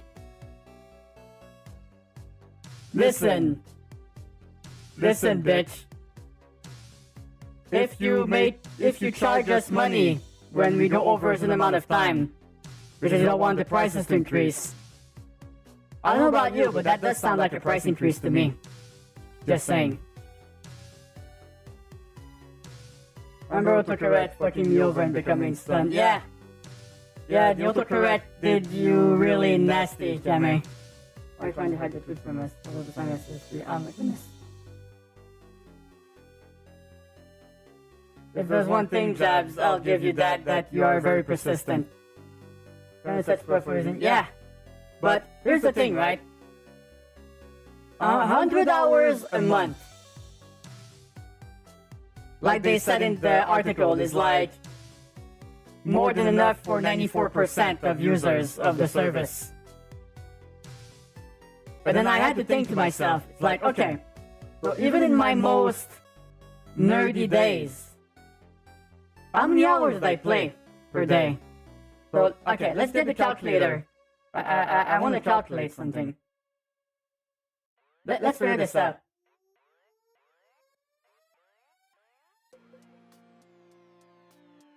Okay, so if we take 100 hours and we separate it in, let's say, the worst possible scenario, 31 days, right? So that's about 3 hours per day of gaming. Which doesn't sound like a lot. But that's if you play every single day on GeForce Now. And chances are, you probably won't. But even if you do, it's still 3 hours a day. 3.22 hours to be exact. So that's like 3 hours, 15 minutes, give or take a few minutes. Like things are cool. I mean, I enjoyed it.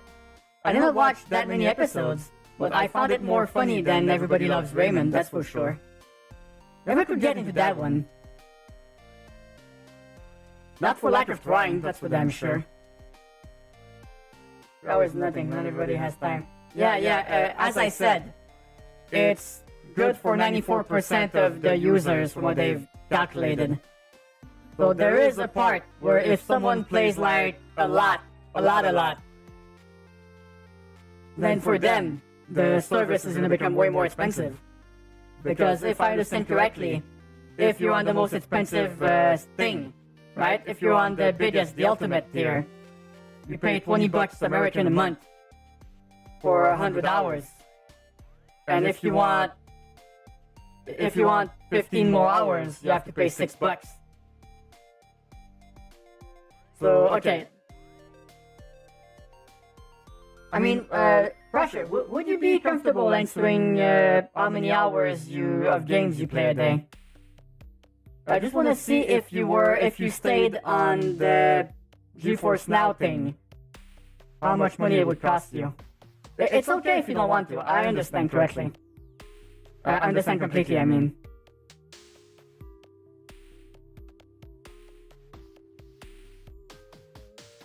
Oh, and of course, if you don't want those caps, you can subscribe to a year of GeForce Now before the end of the year. And then you'll get a full year with no caps. How convenient.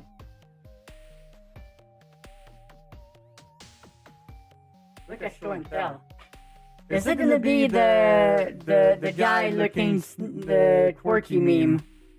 Because I know that the King of Queens meme where the guy has his hands in his pocket was all over the internet a few months ago.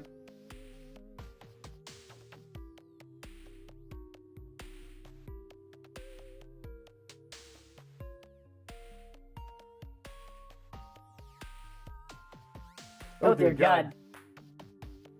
Okay, well. You changed a lot over the years, I'm gonna say that much, Jabs. So why the fuck is that in black and white? He's not that old. Hold on, wait. I did not even notice the other guy is Mick Foley. Now that's another guy that does not look anything like what he does now. That's crazy.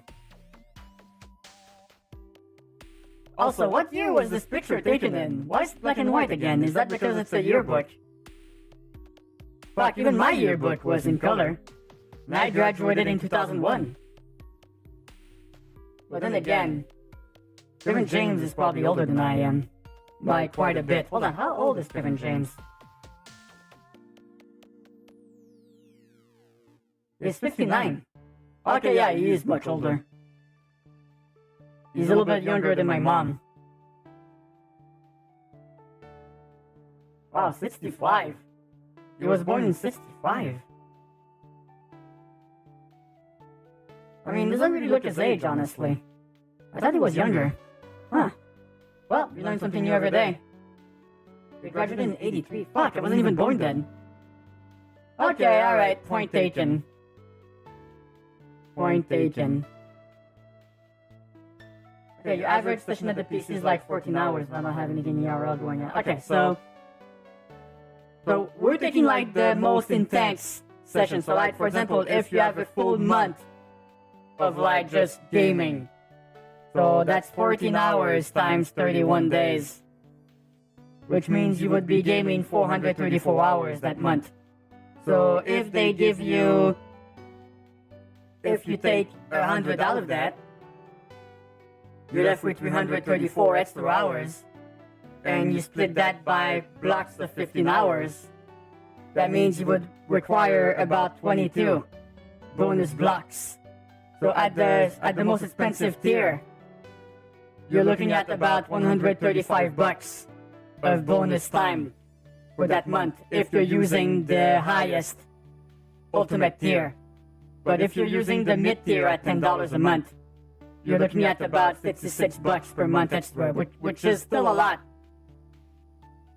Still a lot. But once again, it just goes to show that no matter what service gets offered, they're always gonna find a way to nickel and fucking dime you every time. Because number must always go up.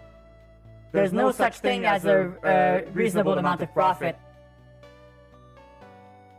You always have to do more. Always have to earn more.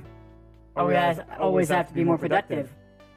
Until one day, poof, you can't.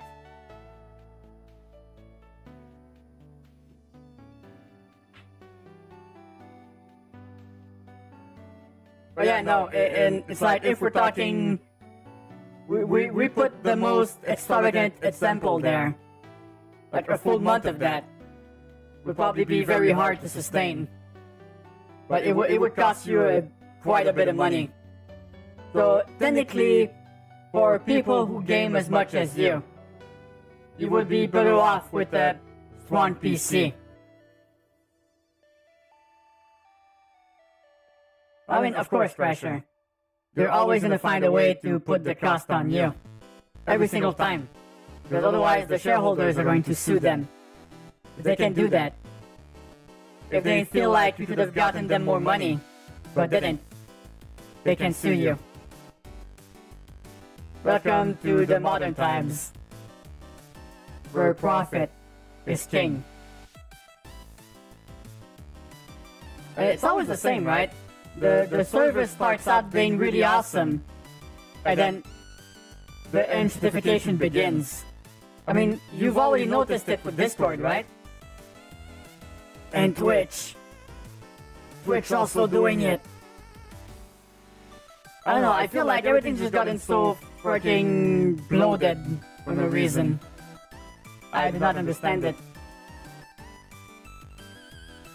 Like, what's with all of those Discord quests? Who gives a fuck about those? And they still pop up randomly when I start the game.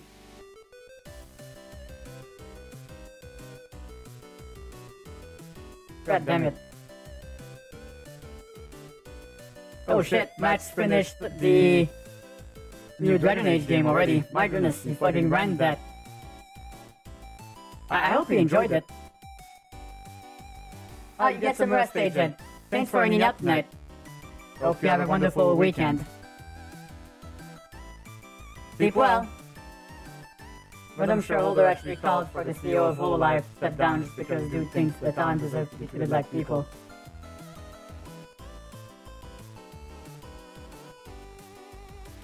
Wow. How very unusual.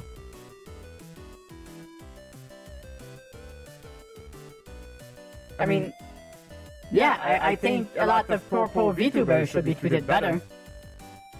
Because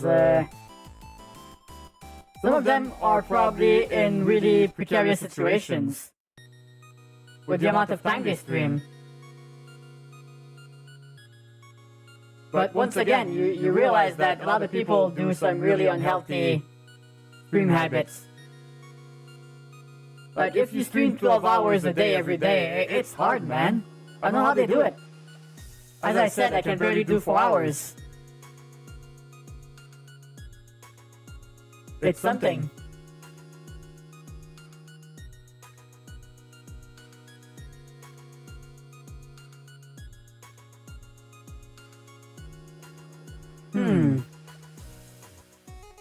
Yeah, I mean, at this point, it's like... I wonder if purple VTubers would rather be independent these days. Because I know that sometimes it gives them good opportunities, but... I wonder if they would do so well. Or maybe even better if they went independent. Maybe it's a branding thing I'm not familiar with, because I don't really follow that many purple VTubers. I don't really watch much streams, to be honest. It's like, I think about my streams. Like, I'm more of a YouTube watcher, you know? I like watching exposés, I like watching, like, documentaries. Like, if someone does a 1 hour, 30-minute video explaining the story of a game from the 80s, I'm all in for that. Like, channels like Grimbeard, Dungeon Chill. Great channels. Great stuff. I like deep dives. It's fun because sometimes if I take a really long video, like a 4-hour one, I can put that on my second screen. And I can play a game on the main screen while listening to it like a podcast. It's really fun. Watch too much of everybody. And I'm sure a lot of people enjoy that. I know I do. I appreciate your patronage, Thrasher, that's for sure. Like, you've been very helpful over the years. Helped me out with my Discord and keeping people on Twitch honest. But then again, I'd have to imagine we're one of the chiller communities to moderate, right? Don't really have that many dweebs acting out of line.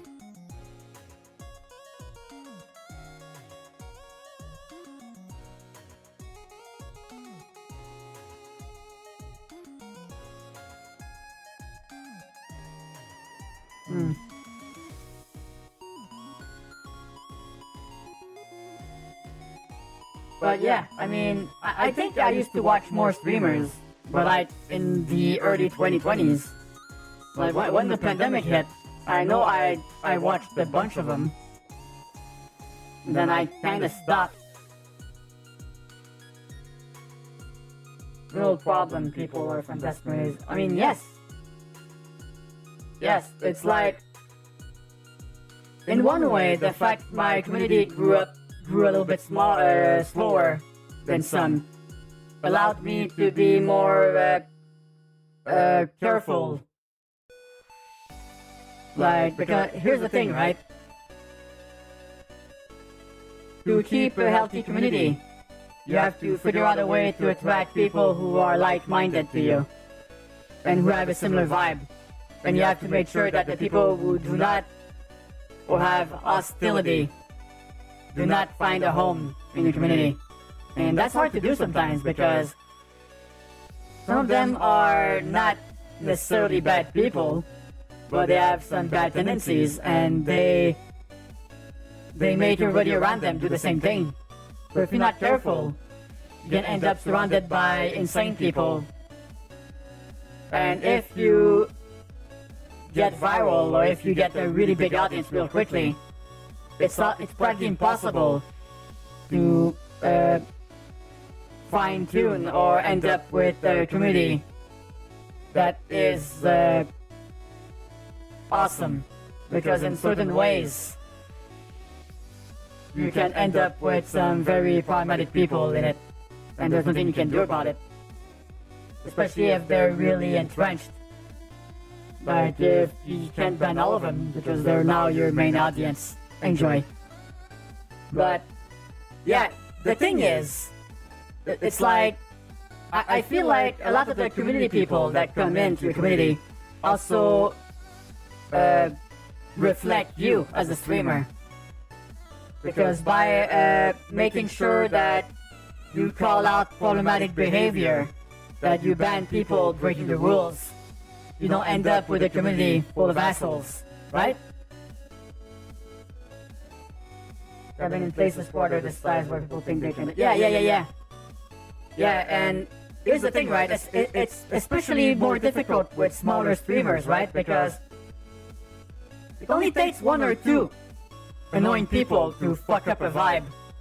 And when you're a smaller community, every additional person has a much bigger impact on the community. Not only that, every additional person has a big impact on your viewer count. And when you're starting out, you tend to look at that way too much. More than you should, actually. I feel like that's the most awful thing you can do when you start out. Always looking at your numbers. That's a one-way ticket to Crazy Town. And also, it makes the people who obsess over those numbers really, really reluctant to kick out problematic members of their community. And now they get entrenched.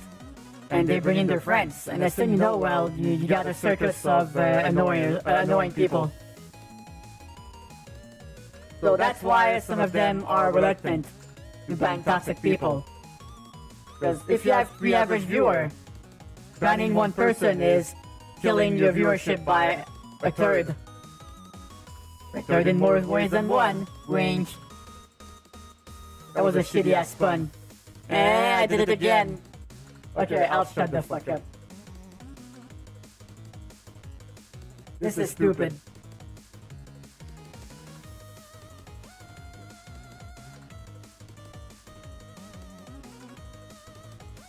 But yeah, at the end of the day,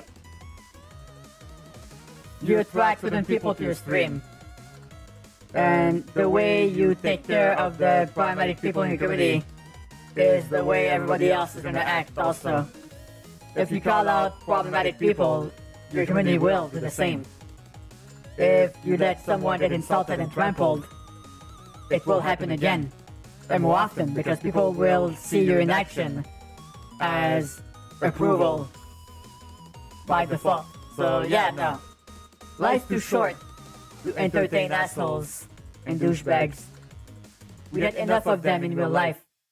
We don't need them coming in here and acting like jackasses. And then people are like, ooh, no, freedom of speech. No, listen. At the end of the day, life is too short, as I said, to entertain assholes. And I just want people to be comfy. I don't want people getting yelled at. I don't want people getting excluded. I don't want people insulting each other. It's childish. Maybe it's because I'm older than most of you, but I don't think so. I don't think that is it. I don't feel like older people are smarter. I have some older friends who act like literal children. And some younger ones who act like actual adults in the room, so yeah. Yeah, exactly, Cameron, that's a great point. Freedom of speech does not equal freedom of consequences. The only thing freedom of speech means is that you will not be jailed or killed for your opinions. But I have a right to tell you to fuck right off. And I will exercise that right if it means we get to have a more comfy community. Rules are rules, streamer word is law. Exactly. It's like, here's the thing, sometimes there will be some edge cases, right? Where the person is not exactly breaking the rule, but they're fucking up the vibe and they're just always skirting at the edge of the rules. Don't feel bad kicking those people out either, because they know what they're fucking doing. And at the end of the day, it's like, okay, here's a good litmus test, right? A good way to see if someone is a problem in your community is if they show up and you get a cold sweat. Like, oh god, not this person again. Does that mean what you think it means? Yes, it does. It means that person is causing you stress. You have to figure out why that is. And if it's not something you can fix, or talk to them about it, or if you've tried talking about them, if you try talking to them about it, and they don't improve or change anything about how they act, then this community might not be for them. That's it. No harm done. It's like, we live in a community-driven world where everyone can find their niche, so to speak. And if this place is not your community, there will be a place for you somewhere else. Don't worry about that. But all things considered, I don't think we're that exclusionary. I don't feel like we ban people barely at all. There's been a few stories. But other than that, we've been pretty good. Not that for one person, but it's the travel point redeems. Well, there's a difference between like, oh, not you again, with a bit goofy smile on your face, and the other one where you're like, oh no, fuck. I don't want to deal with that shit. Well, at the end of the day, it is what it is. Like, sometimes you have to take a step away from people that you no longer vibe with. And, there's no hard feelings. It's just that sometimes people change. Like, I'm not the same person I was a few years ago. Not always a good thing, but it is that. And sometimes people just drift away. Some people just drift apart. And that's okay too, it is what it is.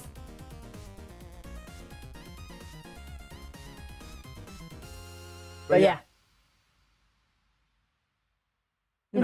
We do what we can in life, right?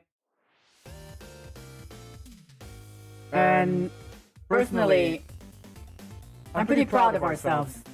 I think over the years we've done pretty well. I like to think our community is pretty comfy to be in. I haven't heard many complaints, if any. So I'd like to take that as a good thing? Question mark. So I guess we'll see.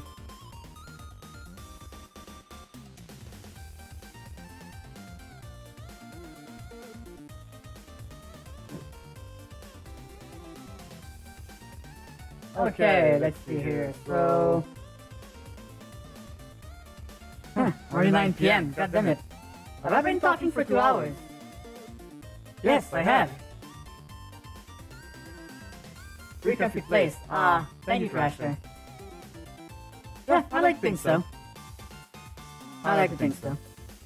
Different place with the vibe, probably like the thing though. Thanks, Kame. Yeah, just 2 hours. Yeah, that's the thing, right? Once my job training is done, I'm gonna probably end up talking on the phone a lot because of my duties. So I'm wondering if I talk a lot during the day, and then I stream at night, am I gonna have some problems? Probably not with the amount of time I stream these days, but it is still worth keeping an eye out, I would imagine. But yeah, speaking of which, fuck, what do I want to do tonight? Should I try some Diablo 2? Or do you guys want to watch some silly humans doing silly things? Because I think we're going to keep the spooky shit for next week. Besides, the new Ghost Files episode releases tomorrow, so we'll probably end up watching that next week.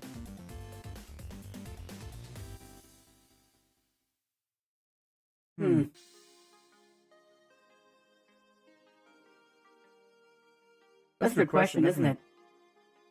I feel like I want to do both of these things equally, so I don't know which one I want. Although, I do have to admit, we haven't been playing a lot of games recently. So maybe that could be a different change of pace, or maybe I could even play some New World. I know I've been playing a lot of that off stream. So, I don't know. Hold on, let me check something real quick.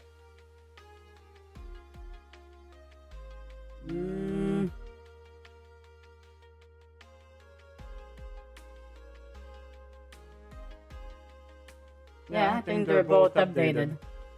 So whatever I end up choosing is fine. Yeah. There's always been a problem with me, Keme. I have decision paralysis. If you give me options, I will sometimes spend way too much time thinking over them. I guess just thinking a choice feels final in a way, when it probably shouldn't even be something that I would think about. Like, sometimes I just get stuck in stuff that doesn't matter. I don't know why that is, it just is.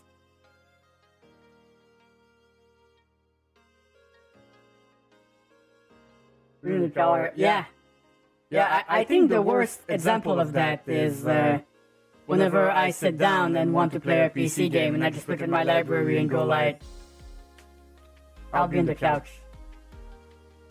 Because there's just too many. It just gets worse and worse because a lot of things give free games now. Like, Twitch Prime gives a lot of free games now. Epic Games gives out a free game every Thursday. And sometimes there'll be random ass Steam giveaways too. So you end up with a humongous library at the end of the day. And a lot of those games are awesome, I bet, but I don't have the will to play them. Maybe that day will come where I would want to try it, but yeah, it's like sometimes I'll grab a game because it's on sale. And then I just won't touch it. It just sits there. That's a little bit depressing, isn't it?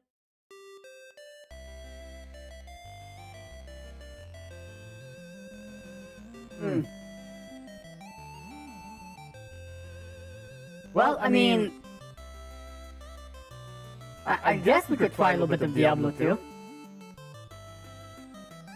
I could probably put us in the retro category. That'd be fun. Because I mean, I could play some New World, but not only does that game kind of fuck with my VTuber avatar, I don't feel like, I'm not sure if I want to play that tonight. Yeah, maybe we'll give Diablo a little shot tonight. We could like, hang out while I play, and just boggle at the nostalgia. Because the music will make you nostalgic if you've ever played that game before. It's great music. It's from a time where Blizzard knew what the fuck they were doing. It's funny because a lot of people think those were the golden days of Blizzard when they released Diablo 2 and when they were on the cusp of releasing World of Warcraft. It's like the release of World of Warcraft was kind of like their golden age. But then after that, it was all downhill. Are there any other games? I mean, that I want to play right now? Not particularly. Not exactly. Because I mean, I was excited for Season 14 of Sea of Thieves, but it's so fucking buggy right now. I'd rather wait until they fix it before I hop in. And I don't fucking know when that's gonna be. Apparently they have a big update next week, but is that gonna fix the bugs or is that gonna introduce new ones? I don't know anymore. I'm a little bit disillusioned about it. Golden Age of Gaming. Well,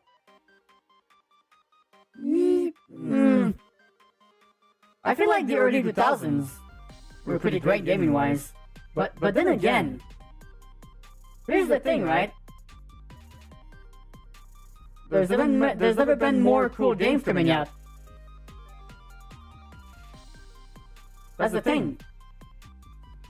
Although, you know, big game studios are kind of fucking up right now, but on the indie side, it's bangers after bangers. And even some big studios are releasing really awesome things too. Like the whole Baldur's Gate 3 thing. The new Dragon Age seems pretty good. And we have smaller studios like the guys doing the Balatro game. Wonderful ass game, that one. I played a bunch of it in a really short amount of time. I could probably play that again at some point. That was fun. But yeah, I mean, there's never been more cool games coming out.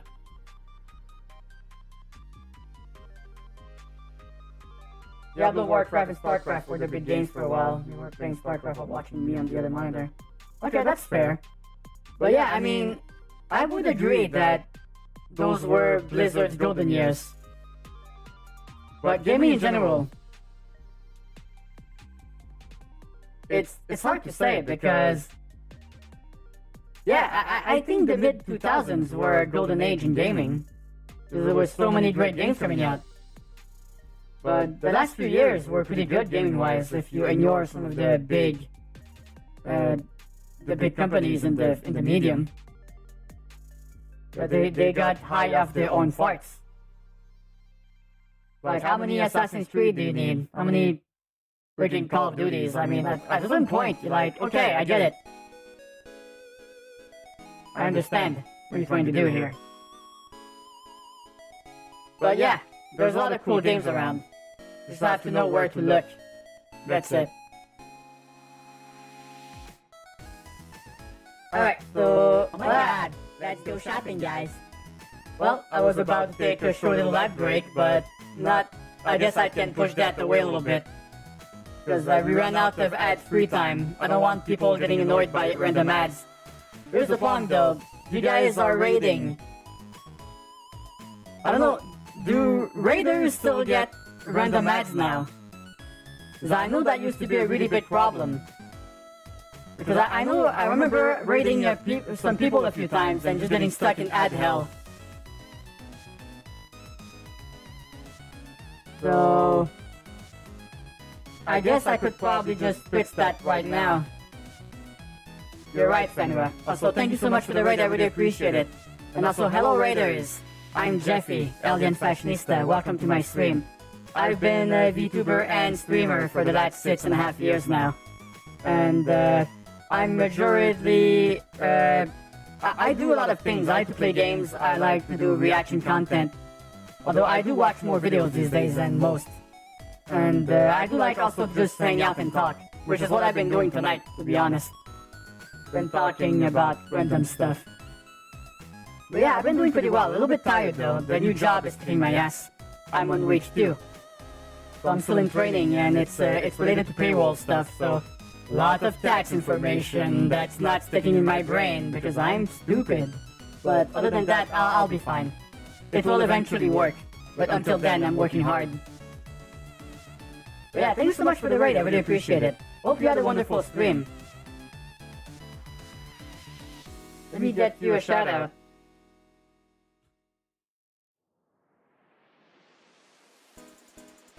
What were you up to?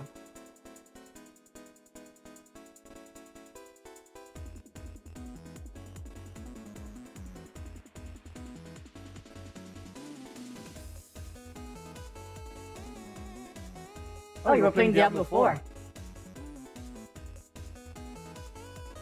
Might be sick or some kind of inflammation in one of my eyes super sore. Ah, I hate when that happens. Yeah, I can understand that. Oh, yeah, Diablo 4. It's funny because I think I was about to play some Diablo 2. Not the remaster. I was about to play the OG one because my brother told me about a mod called Project Diablo 2, which is like what Diablo 2 would have been like if it kept getting updates over the last 20 years. So a lot of quality of life stuff, and it looks really cool, and it plays really well too. A lot of quality of life stuff. You do need a copy of the originals, which is funny because I still have my old CD cases with Diablo and the expansion on it. It's funny because I tried adding it to my account, but it's like, no, you can't enter that CD key, you have to go to your website, put the old CD key, and it will give you a new CD key to put on the Blizzard website. I was like, wow, okay then. That's sure is a system. Alright, no worries. Go take care of your eye, friend. I really appreciate the raid. Get some rest, and thanks again. And hope you have a wonderful rest of your night/weekend. Good to see you again. Yeah, I haven't been playing a lot of VR chat recently. I think it's been a few months since I've been in. So I'm all out of whack and all, it's like... The next time I log into that game is gonna feel like I stepped out of a time capsule. It'll be weird. Hey, Spectre, how's it going? How's this Thursday night treating you?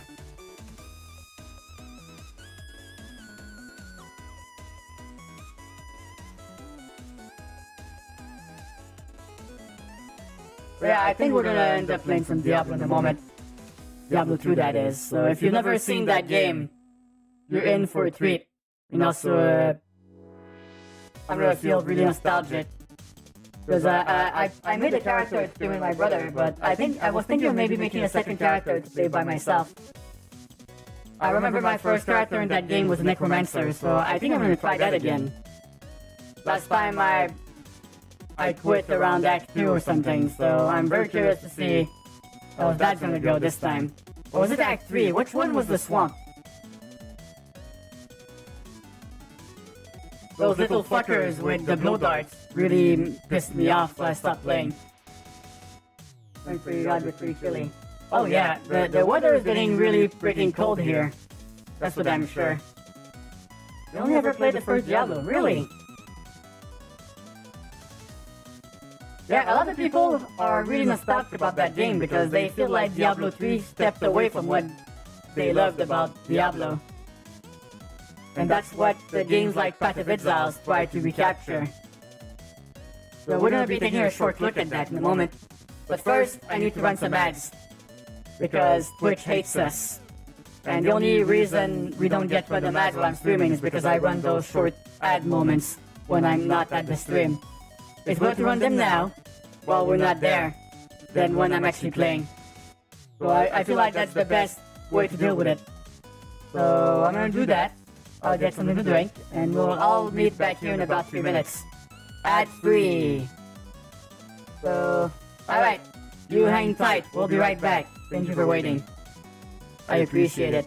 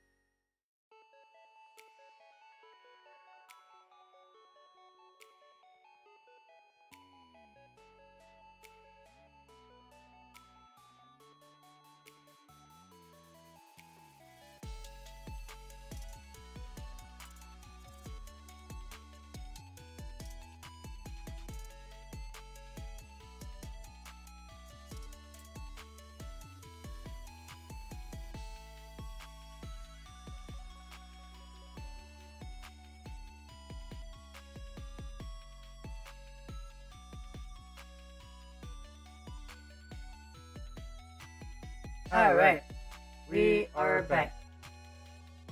Just gotta get my gear back on. And then we'll be hopping into a comfy game that came out more than 25 years ago. But, you know, in a newer way, if that makes any sense.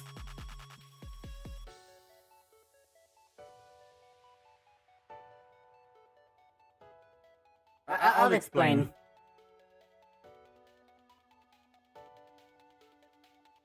Hi. Okay, so we're gonna be playing a little bit of Diablo 2. Because I think I pretty much covered all the stuff I wanted to talk about tonight. So I thought maybe we could end the night with a little bit of Diablo 2 for nostalgia's sake. And after that, I'm gonna go pass the fuck out. I'm definitely tired. Still need to get used to that new schedule. Okay. So I wonder if the stream capture is gonna work for this one, because it's an old ass fucking game. So now the question is that even gonna work? I mean, you know, it's worth trying. Whoa, hold on, wait a second. I just saw news that go by. No Man's Sky added cross saves. Oh shit. So that means I can download the... So I could download the Game Pass version on my Xbox and be able to continue my save from the PC. Oh, that's cool. I mean, that's awesome. I love cross saves. Super useful. Anyways. Alright, so I'm gonna cut the music. We'll prepare for some awkward silence. Now. How does it feel to be stuck with your own thoughts? Not very comfortable. Anyways, hold on. Let me get that working. Okay, let's see here.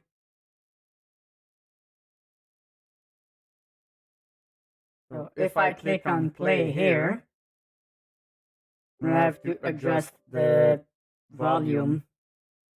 That's probably gonna be way too fucking loud. So okay, let's start with that. I can always adjust the volume afterwards.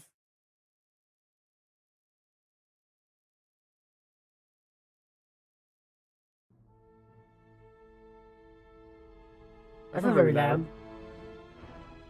Okay, that's not too bad.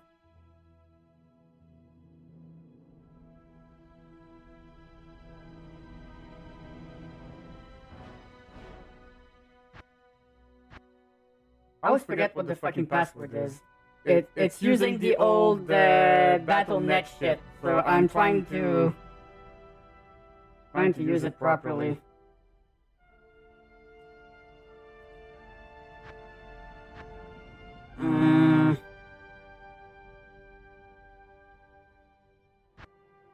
Okay, I got it.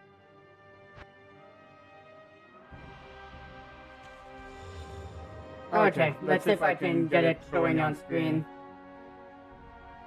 That did not count, because that was not game capture, that was, okay, hold on.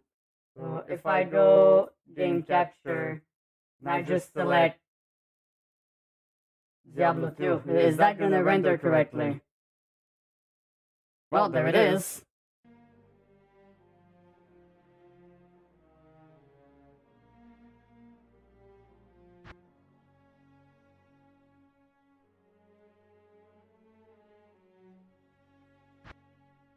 Okay, hold on. I need to configure this real quick.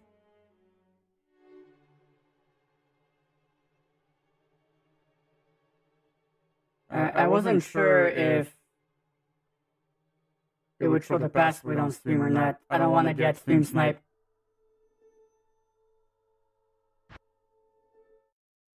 Okay, here we go. Good day.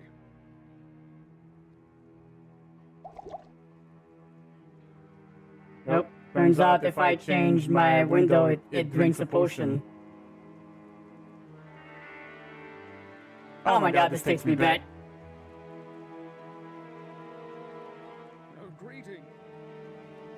Yeah, so this is basically Diablo 2, right? But they added some shaders on top, so that everything is not super ultra fucking pixelated. And they also added widescreen support, and a lot of little quality of life stuff, like you automatically pick up the gold you walk over, and you have more stamina to run around with, and it does not deplete in cities. So it's like, it's nothing out of the ordinary, but it's things that make sense. It's a thing that makes sense in modern terms, right? And it's like, I feel it's a direct competitor to the Diablo 2 remaster that Blizzard put out. Because they did some different things with it, too, right? But this one is like, it's a different version of what some Diablo fans thought would be what Diablo 2 should be like now. So maybe Blizzard's vision is different. I would have to look up. I would have to look up what's different. Like, what's different about... Yeah, what's different about Project Diablo 2 versus Diablo 2 Resurrected? There has to be some type of difference, right? Oppose me. Beware. I mean, I'm gonna have to look that up at some point. Because I'm gonna assume they do stuff very similarly.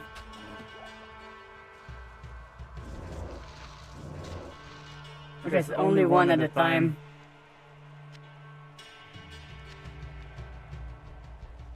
Oh my goodness. Okay, let's see. Nope, belt too small. Can only have... Yeah, so the way the belt works in this one is you literally put potions in your belts. And you have to do it manually every single time. I mean, if you want to change the type of potion, I mean, maybe that's not always the case.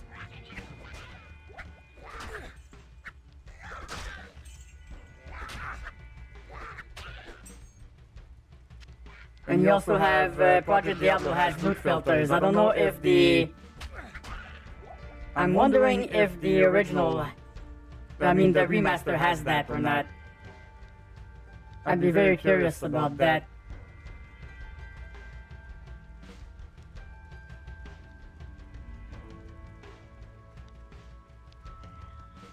I mean, this is cool.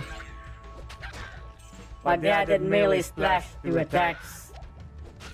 So it doesn't feel like melee gets a disadvantage, because that's the thing with RPGs, right? A lot of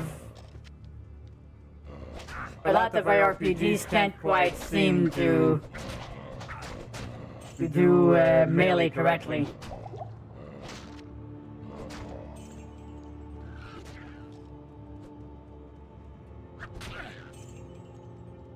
I mean, it's a hard balance, right? Because if you make your ranged characters better than your melee ones, you're gonna end up in a lot of hurt.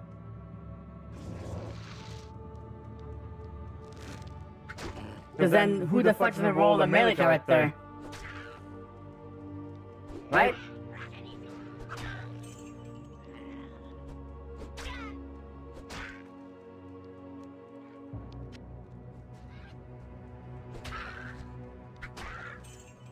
Although it's a little bit slower going than the modern ARPGs, that's for sure.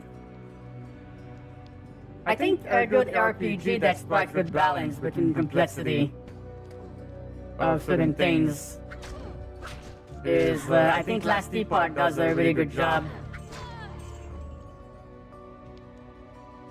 Because sometimes Path of Exile is a little bit too complicated. Alright, hold on, let's see. So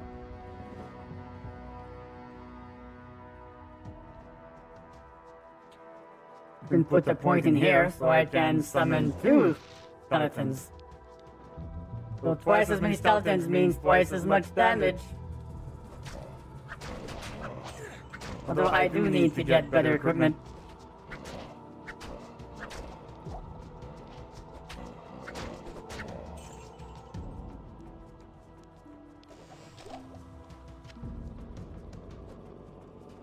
Ideally, I also need a way to actually attack other than melee. Although, I wonder if you can actually do a melee necromancer build.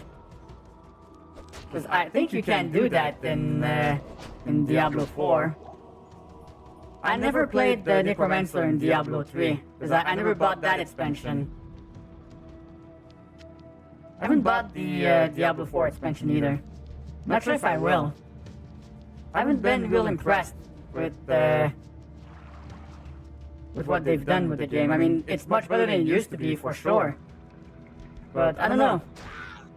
Feels kind of, not empty, I would say, but feels a little bit too shallow sometimes. That's the thing, right? I find the Path of Exile way too complicated for me.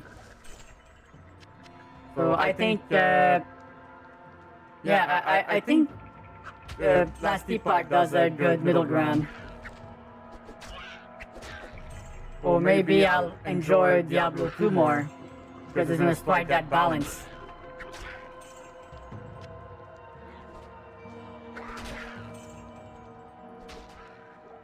Alright, hold on, let's see what we have here. So, I have a wand. +1 to raise Skeleton Warrior.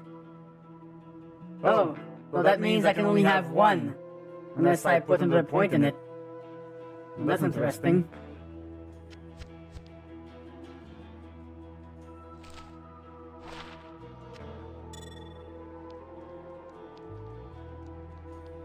Okay, I need to find the entrance to that freaking cavern.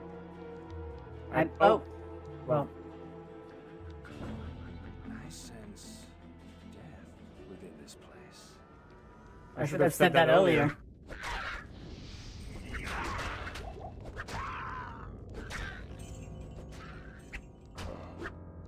If that's all it took, it would have been way easier. I need to keep grabbing some potions. Man, they should have done like potion kegs. That would have been great.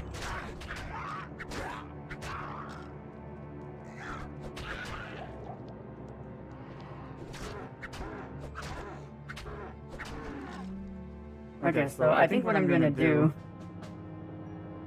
is I'm gonna put a point in.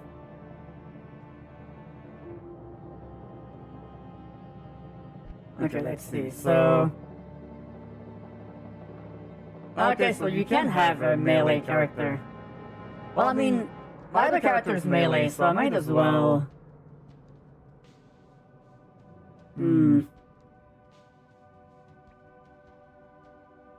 Yeah, I remember Bone Spear being insane. Rose Explosion was also very good. You can also summon the Clay Golem, but that's at level 6. Those are real powerful. And curses are also good.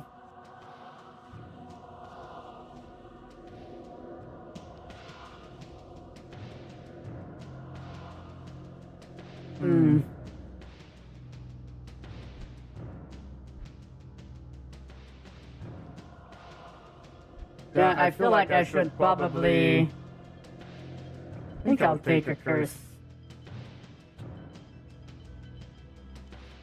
Just need to figure out a way to cast these easy. So how do I do that?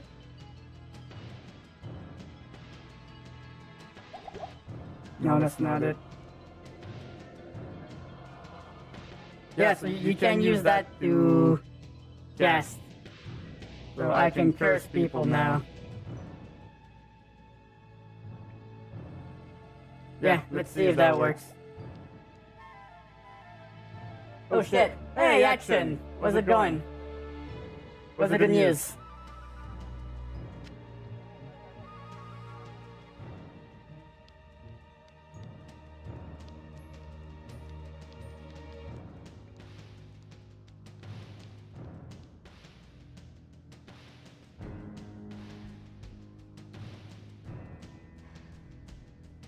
Hold on, maybe if I put Ray Skeleton here, and I put right click on the amplify damage, that would work. Read the ring and proposed to my girlfriend. Ooh! I'm gonna assume she said yes, otherwise this would not be good news, right?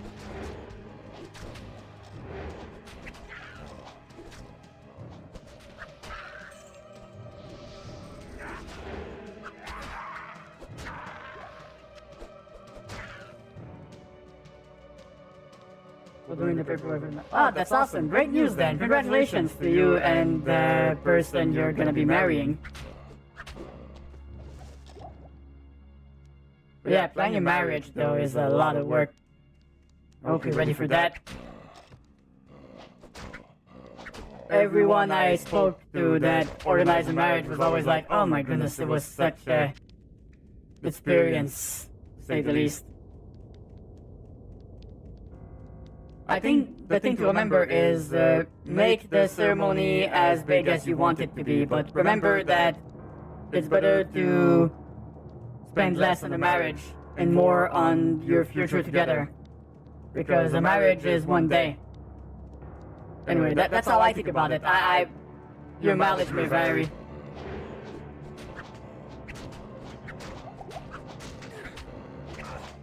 Oh shit, I almost fucking died here.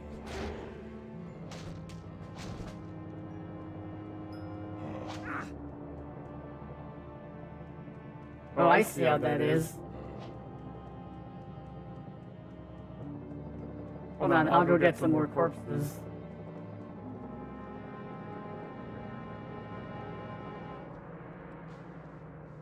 Okay, hold on. I need to figure out how the fuck that works. Okay, so...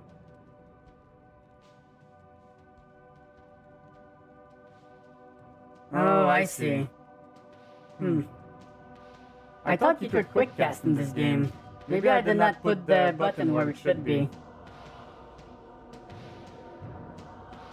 Quick cast is S. Does not seem to be working.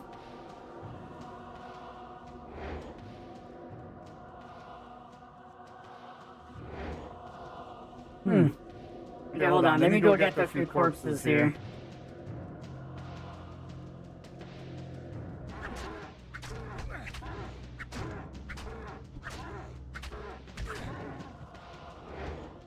Nope, that's not it. Okay, hold on. Okay, so it works now. Didn't work earlier.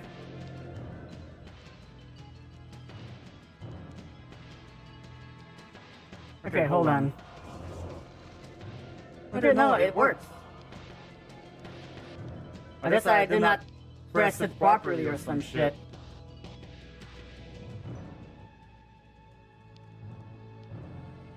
Hey, I mean, you're welcome, Action. It's probably not an easy thing to do, right? Like asking someone to marry you.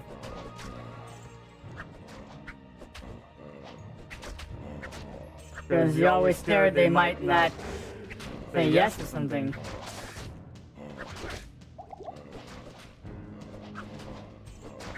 Oh yeah, I need a range with that. Goddamn.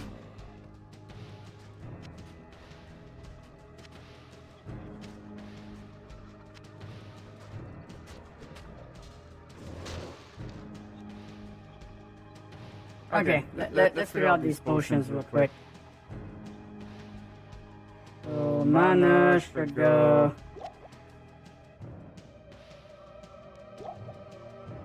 probably here.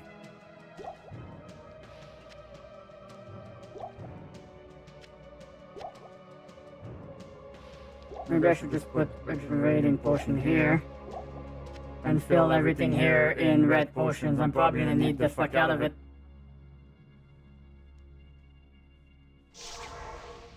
Okay. I haven't found anything that's worth a lot of money right now. Maybe I could use some of the money on my other character to buy some things to help me out here.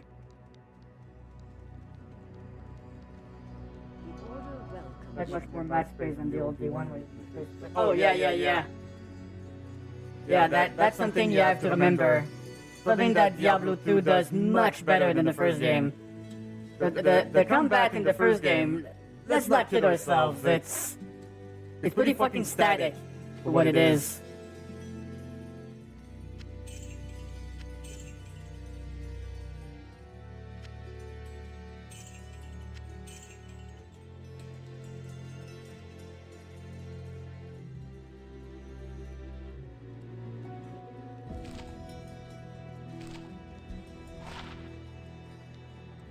Can I even equip this?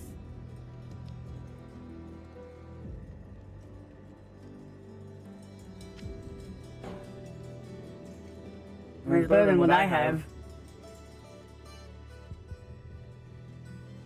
But we do need some more money. I think once I can get a ranged spell, I should be fine.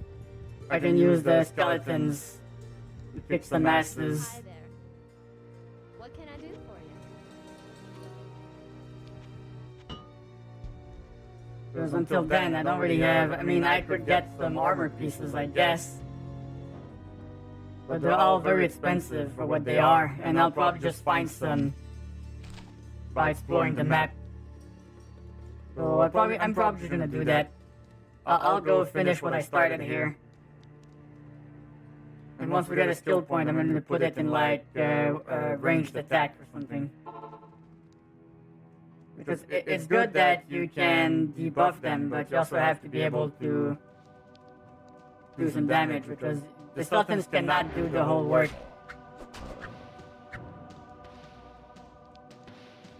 So the quest here is you have to kill all the monsters on the map. You'll know you did it because everything's gonna get super sunny and happy looking. Until that happens, you're not leaving.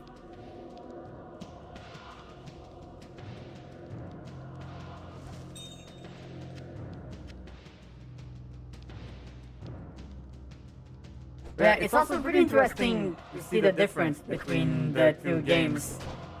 The Diablo 1 was a very influential game, right? But there was a lot of things wrong with it. Is that enough to earn the rogue's trust?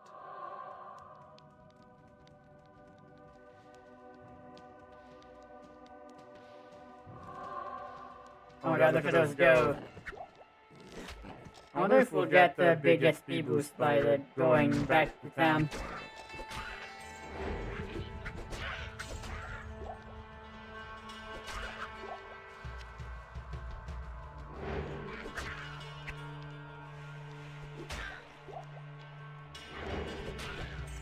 I would hope so.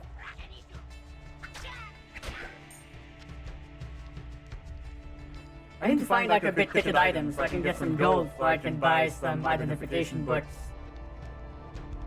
'Cause otherwise those scrolls are fucking expensive, man.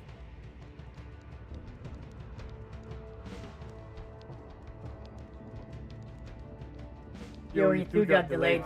Oh my goodness. Yeah, I think I've heard about that. But yeah, you know how it is, right? They can't fuck it up.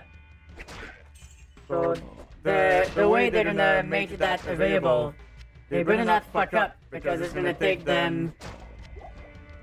Like, okay, if they try to put all the microtransactions in the second game like they said they would, and they fuck up the implementation, they're not gonna be able to recover from that.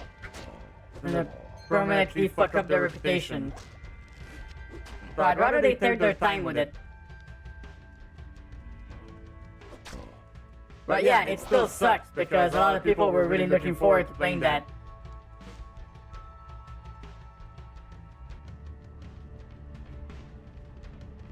Oh yeah, things would go tits up really quick in the original Diablo. Like, if you played a melee character in that game, you were probably a masochist. Because, some monster just fucking shot a bajillion projectiles. From off screen even. And you wouldn't even know what fucking hit you. until it was too late. Yeah, it was bad in some ways.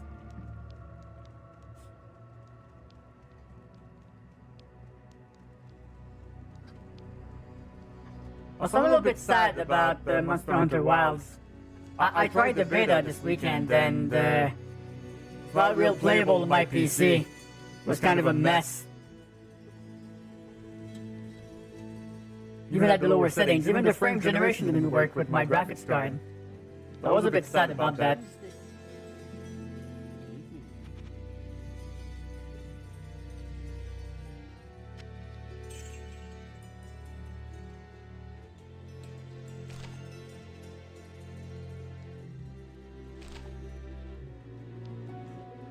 Okay, let's see. What would be...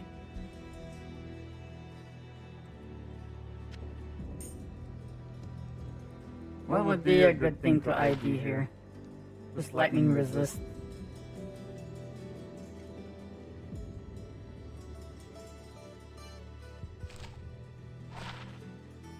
Oh, this one could be good. Adding cold damage to my attacks. I wonder if it applies to pets as well.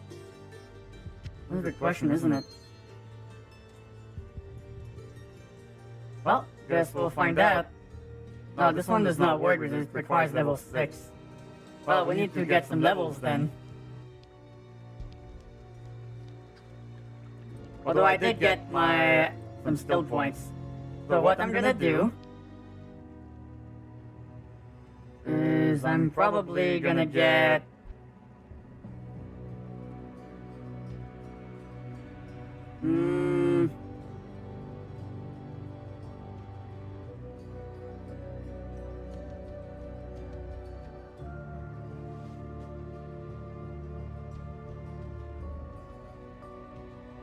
I'm trying to figure out if I want to do a melee build or not. Well, I think I'll try some ranged shit to start with. Because otherwise, we're gonna be too redundant, considering I think I'm gonna make a melee build for my Amazon. Okay, let's see. So now I could get 3 skeletons. They do 3 to 4 damage. That would add 2 bonus damage.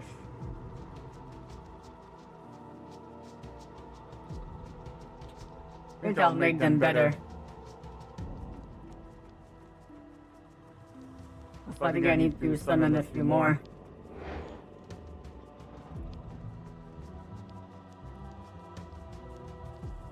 This is the problem with necromancers. You have to kill something first.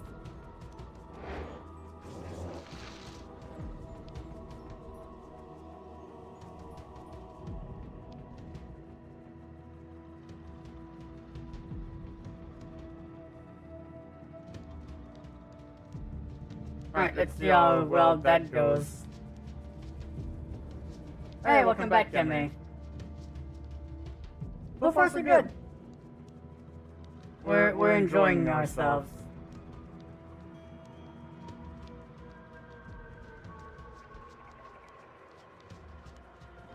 Alright. Let's see how hard these ones hit.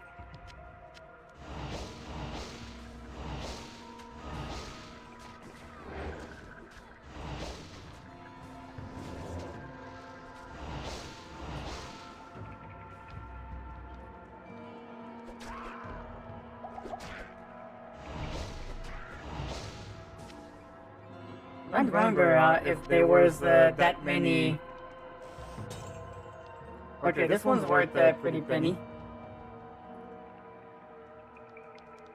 Find a lot of mana potions. Those were a thing in the original, right? It's been a while, so I don't remember.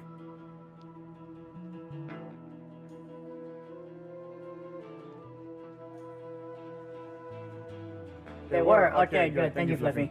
Was not encountering Necro and D2 when you released with the corpse spike build that didn't have a body and even yeah. Yeah, that's why you need like some type of corpse generation skill. Otherwise you're shit out of luck in that regard.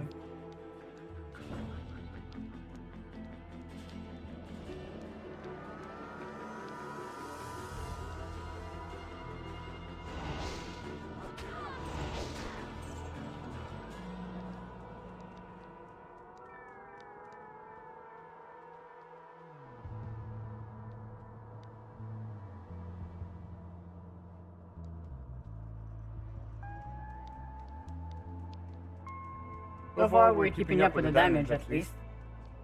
I should probably put some more points in the skeleton raising skill so I can actually equip another thing.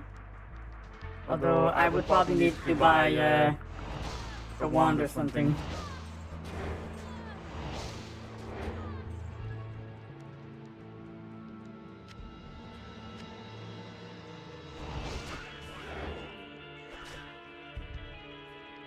Yeah, so far they're kicking ass. And Spellite roll counts as physical damage.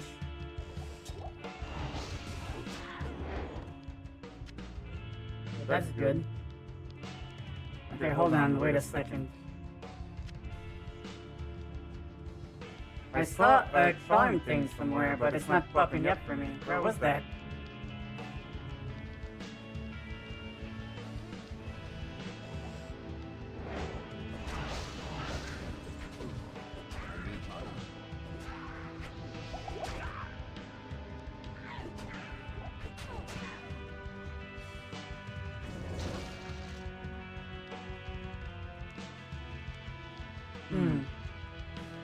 Looks like your stat points. Oh yeah, that's right. Although I don't fucking know where to put them. I mean, ideally, putting some points in vitality is good. I'm guessing energy is good for mana. But strength is also good for wearing equipment. So that's a bit of a conundrum, that's for damn sure. That's why I always keep a few points. So if I find a really cool piece of gear, I can squeeze the stacks in my favor, so I can equip it.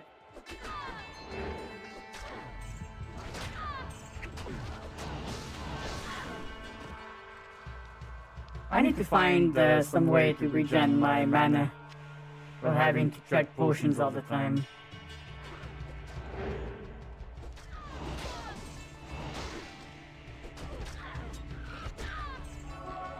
Oh, that dagger is worth a pretty penny.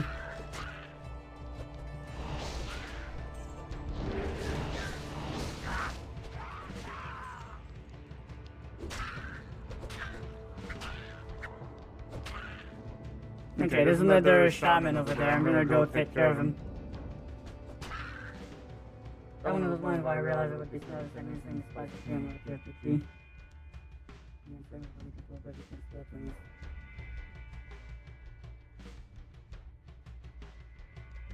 Oh my goodness. That's some weird skeleton mech thing. I see what you're trying to do. Yeah, that would be something.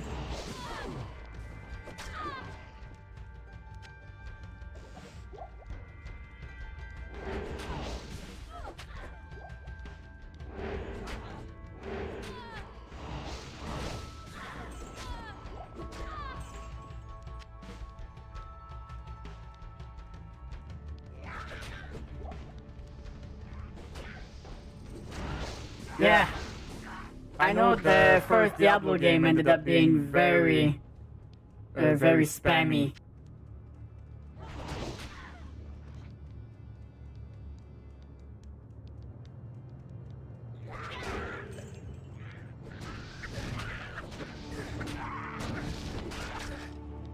I probably should not get surrounded.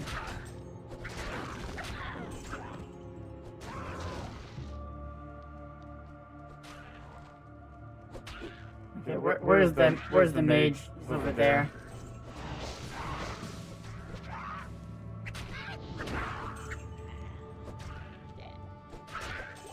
I wonder if the skeletons get. I wonder if they get what's the one I'm looking for? I wonder if they get splashed when they fight. Okay, hold on. What did we get here? So we got the nice short staff, but it's ethereal, so it cannot be repaired. And it's not in good shape either. But we do have a few things we could sell. So that could work out for us. Hold on. The good news about playing in old games like that is that you get pretty much instantaneous load times. It's pretty sweet, not gonna lie. Put on my stream family. All 3 Metro Game. Oh, nice! Yeah, I think I have a few of those from random free game giveaways over the years. I heard good things about it. Okay, hold on. Witches. Okay, I can sell this for some pocket change.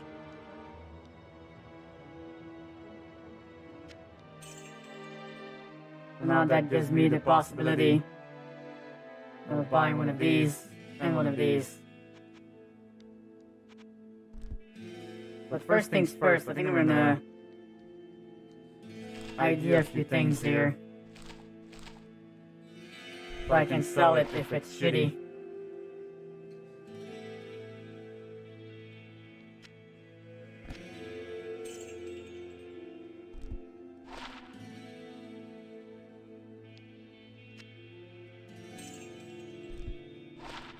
Alright, let's see here.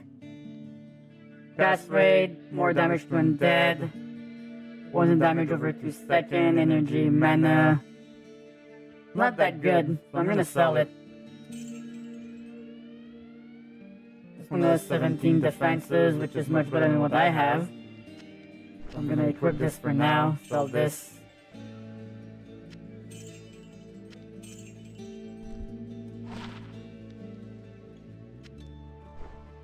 Yeah, these charms are not great.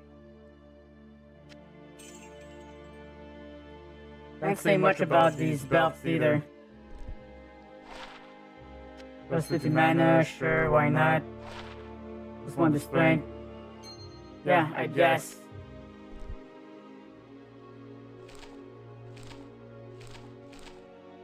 Okay, let's see what we can do here. So,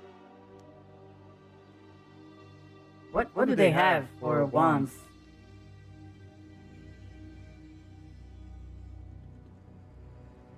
That's nuts, but it's so expensive, I can't buy this.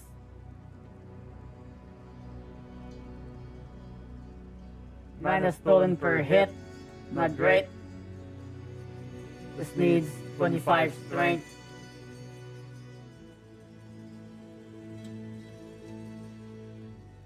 Firebolt.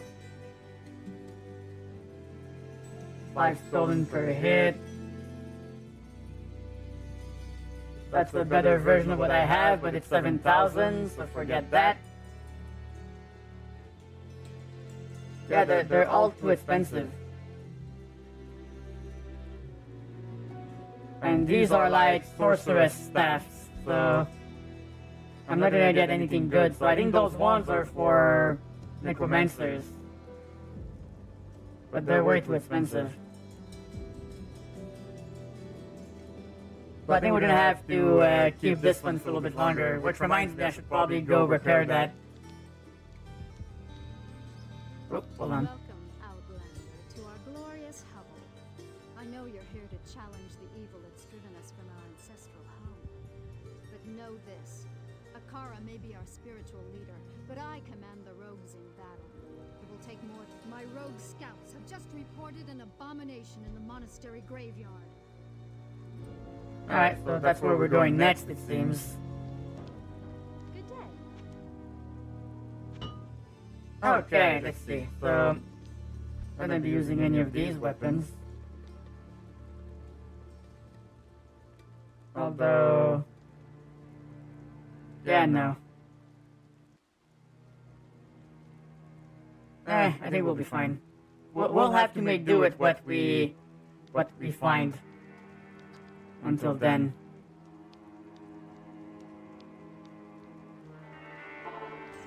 Well, this is pretty chill so far.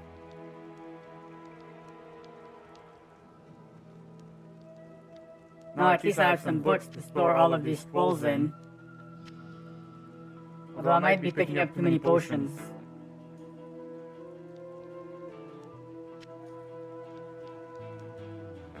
Okay, hold on, I got a chip scroll.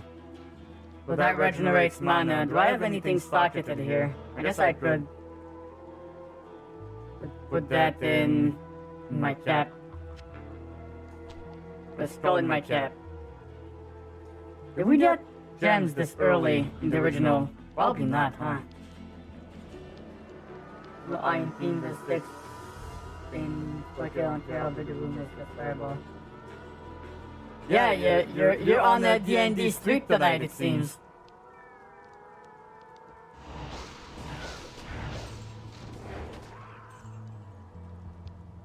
I mean, that's fine. Eagle Orb. And that's Sorceress only thing. Yeah, no thanks. Also, one thing they've done in this version of Diablo 2, this modded version, is they made loot more common. Which is great because I heard that was a problem the original had. That and really limited stamina, so you can still run out. But you can't just run everywhere.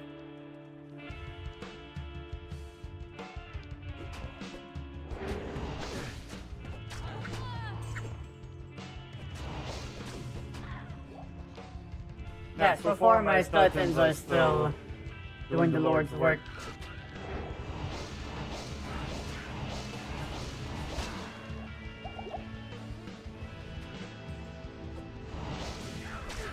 Alright, there's a bunch here, so I have to be careful.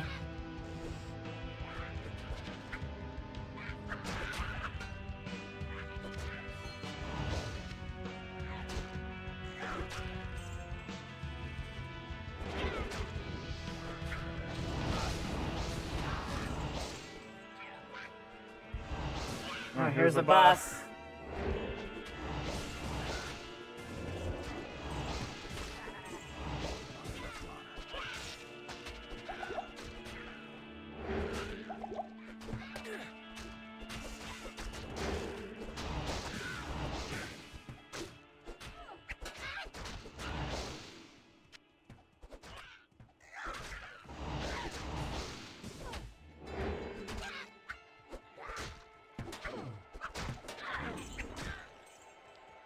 Alright, so we can't just keep killing these guys, because until we can find where the actual shaman is,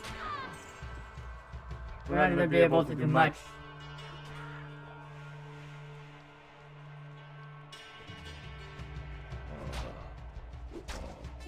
You're skeleton of... Oh my god. Fluffy! That was sneaky.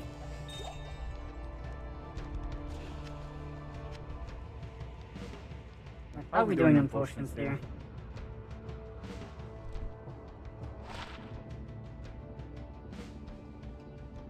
Yeah, okay, so that's the root only, but it's worth a pretty penny. I wonder if these have move speed on them. No, they're just self-repair.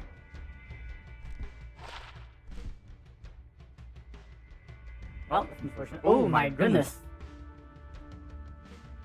Okay, that one has really, wow, 10,000 gold. I could probably spruce up my equipment with that amount of money.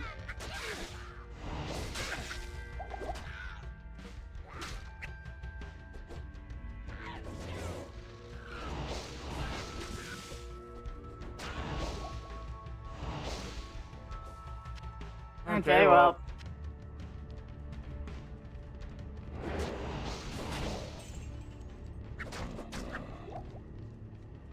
we won. But I'm gonna probably... Ooh. 7,000 for this short staff. What the fuck's wrong with it?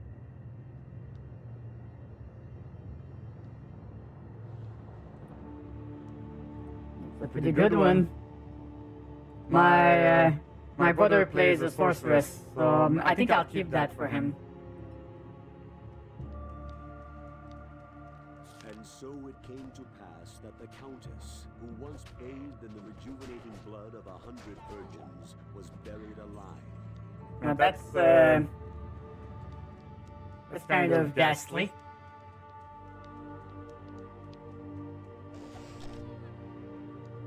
But oh yeah, I'll keep you young, I'm sure.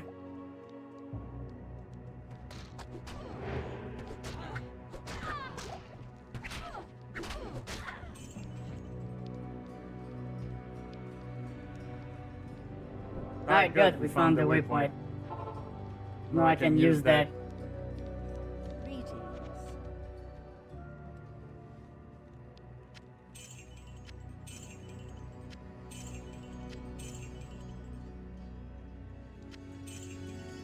Alright, what about these? Enhance defenses. Yeah, sure, why not?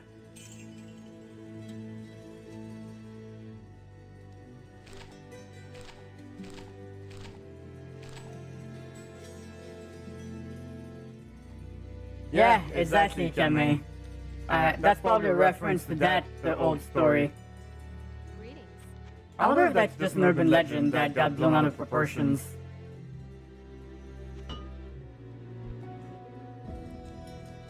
Oh, look at these boots.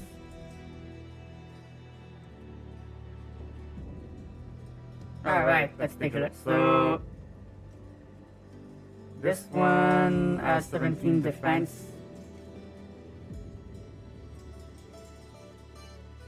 Yeah, no.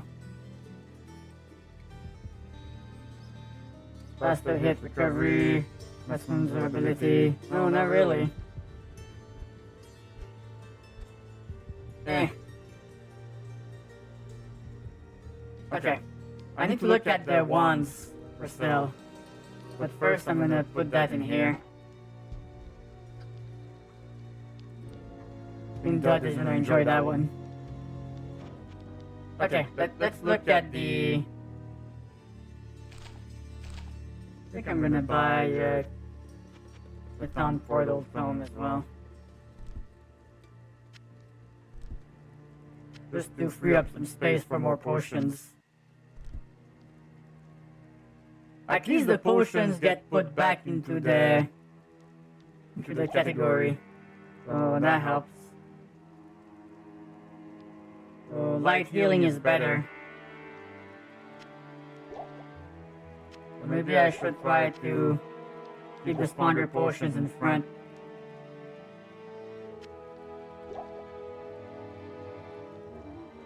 I don't have that many of them, do I?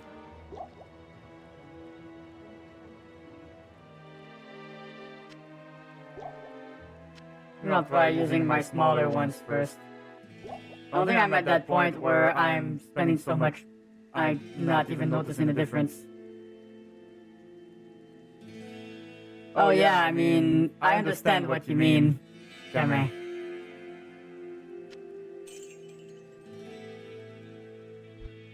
Alright, so we have 11,000.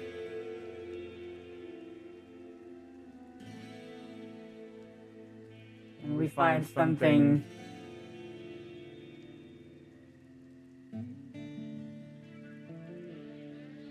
Oh, come on.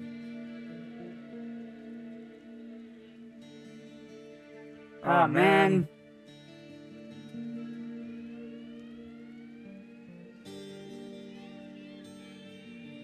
I guess I could. Okay, hold on. Alright, hold on. So, which one is better? So, we have one. This one has a socket. Oh, it's 25,000, never mind.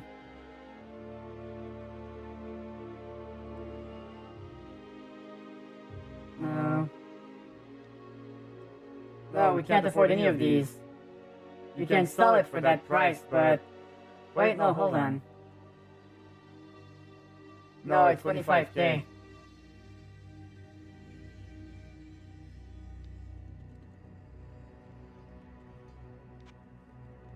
Yeah, it's too expensive.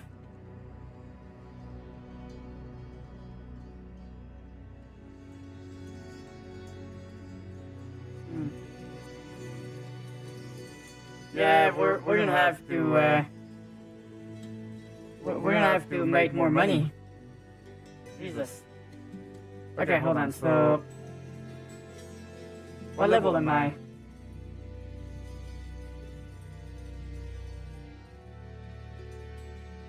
Yeah, I think the golem is gonna be really useful.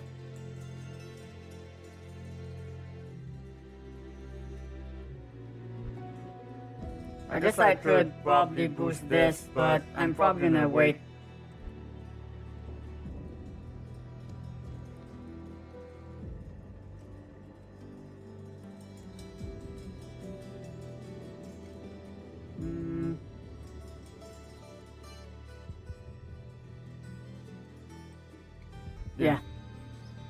Alright, you get some rest, Delta. Thanks for hanging out.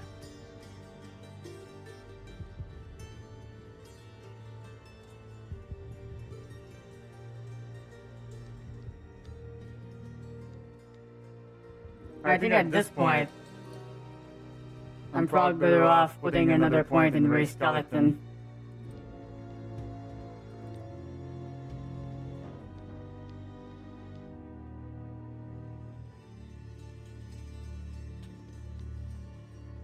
So I can have a bonus one.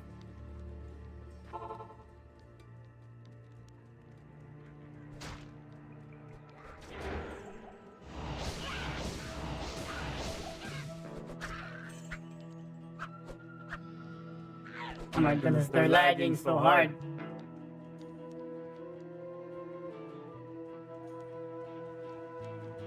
So far, a lot of the loot we found do not really do us much good.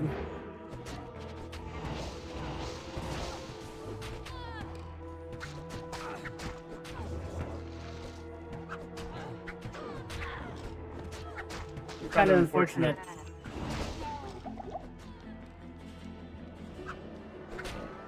Because I think that's another thing that we take for granted in modern ARPGs, right?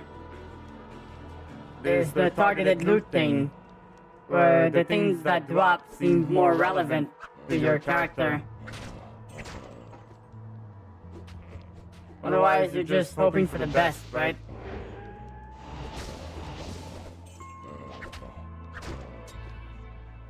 Oh, hello.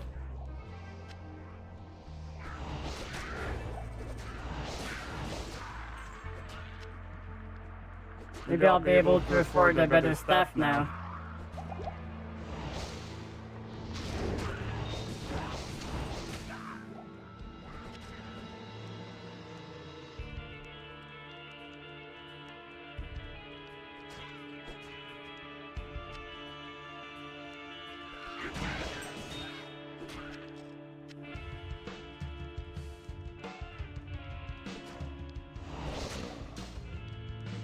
I wonder if the more modern Diablo music is better than this. 'Cause this thing fucking slaps.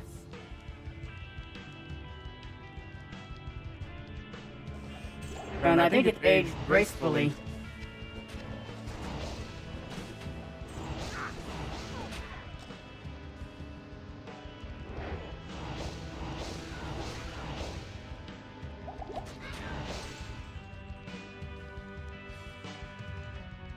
Yes, it is, Fluffy, I agree.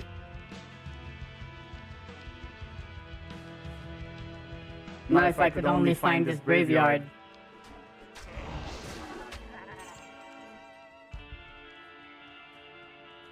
Oh, that's not a graveyard, but it's a skill shrine. Hold on, does that mean I can... No, it only caps at 3, but I do more... My projectiles arc a lot more, or they go into more directions. Or maybe they always did.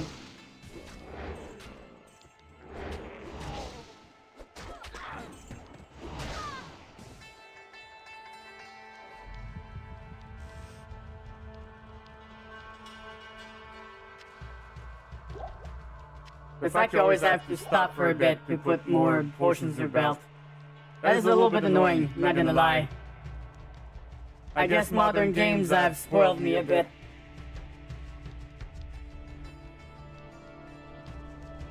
Because that's not things you have to think about.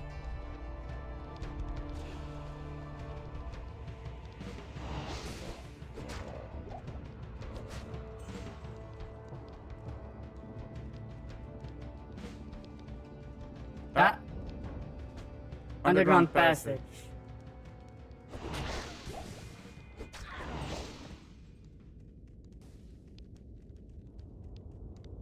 Well, you can't see a lot of things in this darkness.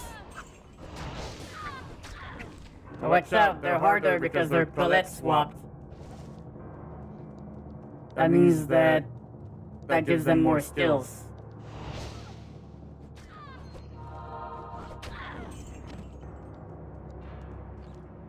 That's gaming rules.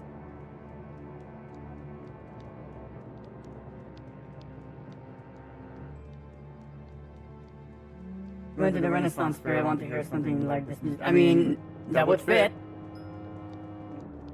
Although, I'm really curious to see for medieval that would be considered for people that do not really pay attention to games, right? Does this sound medieval to you? Sounds like Gothic, I would say.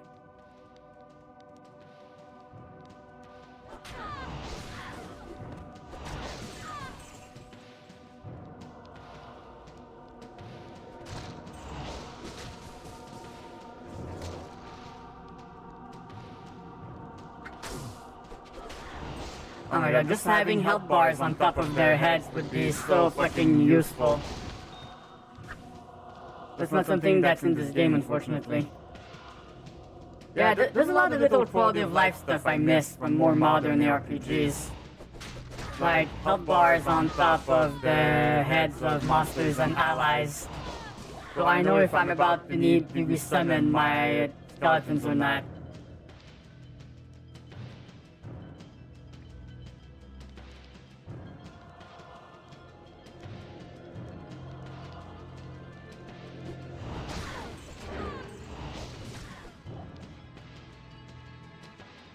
Because right now, maybe one of them is on the verge of death.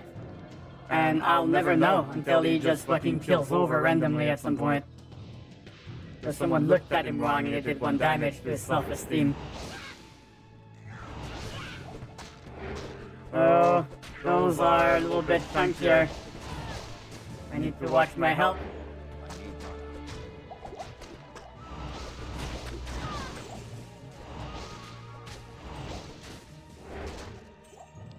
Okay, so the blue packs in the original had a little blue light around them. That's good to know. Oh god, it's the pandemonium over there.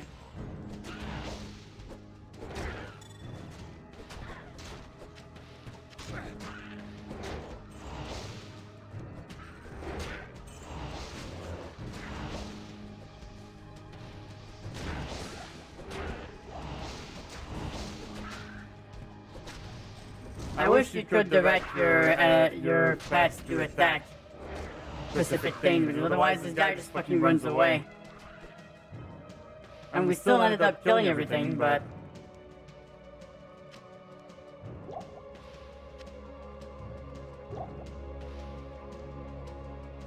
yeah, I feel like I'm complaining too much. Right, wah! Where's my quality of life stuff? Wah!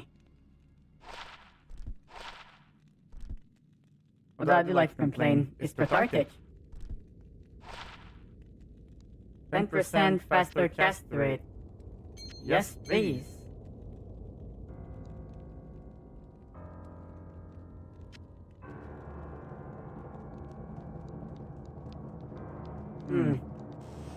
Surprising that this is a dead end. It felt pretty crowded, so I would have expected there to be like either a ton of loot or a big exit or something.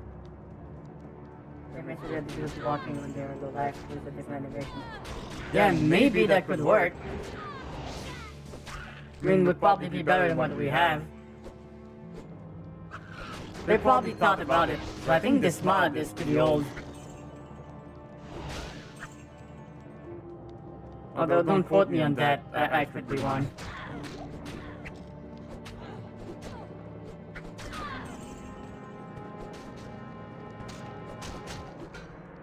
Oh, hello. Nah, it was only 300, never mind.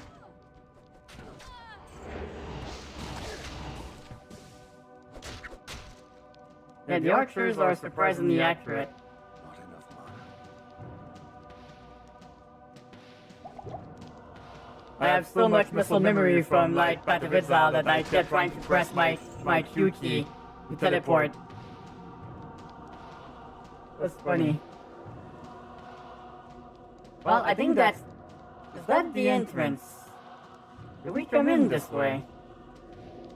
I don't think we did. No, that's a new area. Yeah, okay, perfect.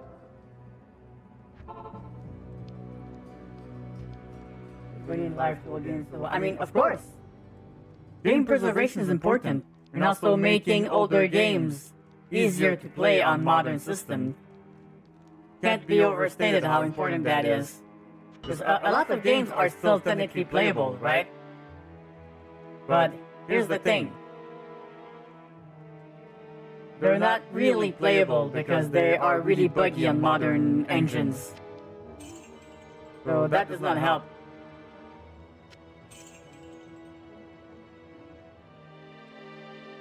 Fields of Thorn. This thing is freaking ethereal, so you can't repair it. But maybe I won't keep it that long. That one's a pretty good one. Plus 2 to raise Skeleton Warrior.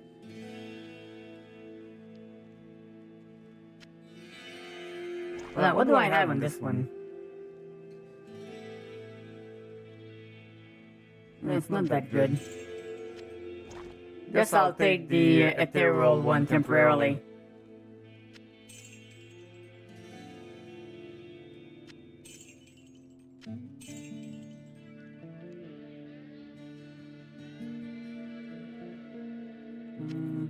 Nah. Do some mana. Guess I could probably do that. Not that good though.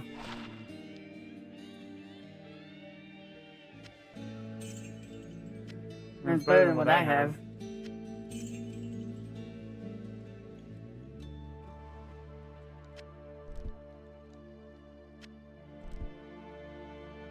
Okay, let's figure this out. So, now I have 31k, which means I can probably afford a better amulet, or better... Probably a better wand. I'm gonna go check that out real quick.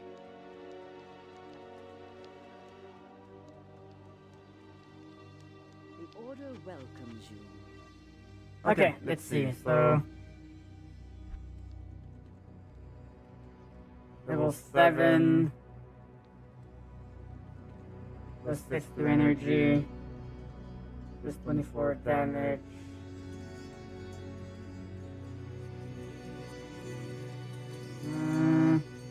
I think the inventory refreshed.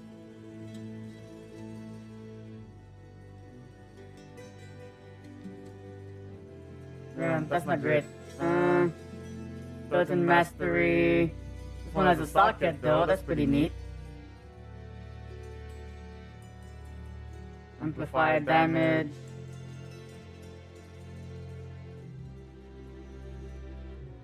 That's a good one, but it's more expensive than what I can afford. Why is it always a little bit more expensive than the amount of money I have? It's interesting. Well, that one's even worse.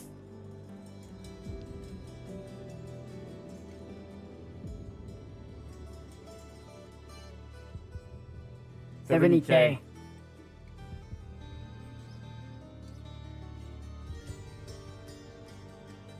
He's right, this is the only one I can afford. And it's still not great. I think I might take one that's socketed. This one has a maximum durability bonus and maximum damage, but I'm not really doing melee attacks. So I think at this point... Oh wait, this one's Skeleton Mastery.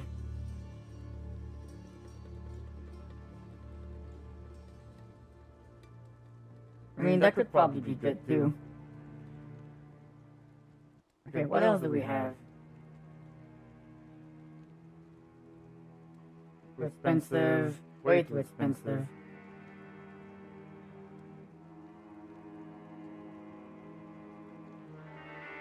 Alright, I think I'll buy this for now.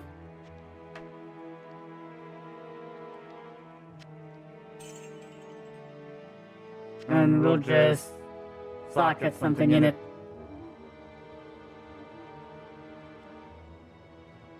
Adding lightning damage, attack rating, poison damage.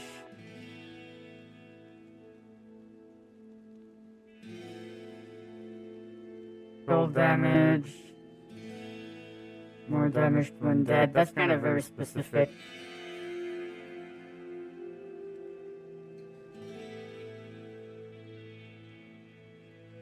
Yeah, so I think we might want to wait until we find more skeleton gems. Because any of these does not feel like it's worth it. Yeah, I think we'll wait.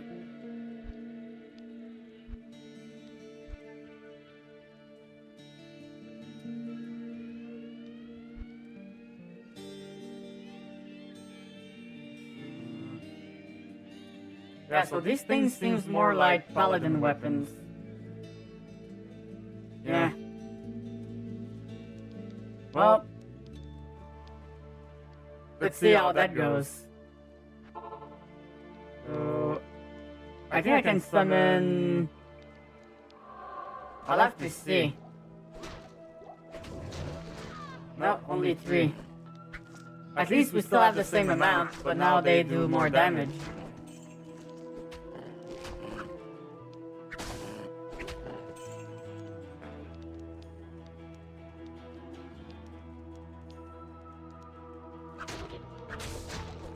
Why am I doing cold damage? Is it this? Oh, yeah, I'm level 6 now. That's why the added cold damage came in. I wonder if it's gonna work for my ranged weapons. That's the question, isn't it? At least now I got my golem.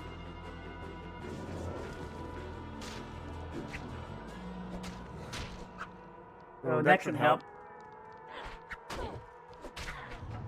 Alright, we're gonna try it, so... I'll see if I check my spells at something if they get... Oh, you want the bar and difficulty should still on softcore and difficulty too. Because yeah, there's a new season started on this mod, because they have their own seasonal stuff.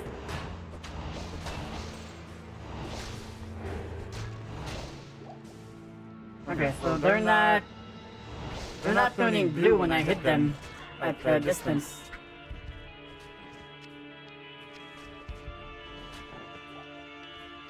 So if I try meleeing them again... Yeah, okay, so it's only on melee attacks. I'm curious. I wonder if there's a way for my items to actually scale on my skeletons. I'd have to look that up.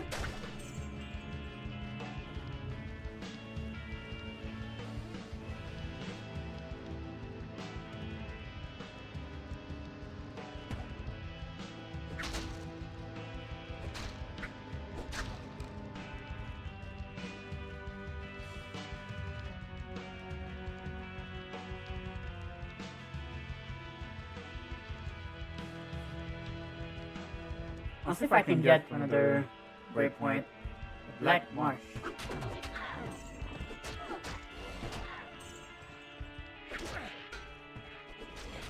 That one's worth a bunch of money.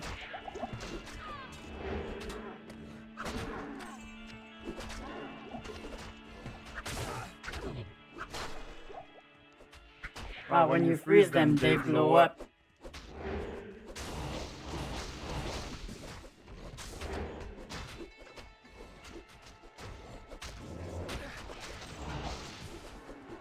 Okay, they packed a fucking punch, huh?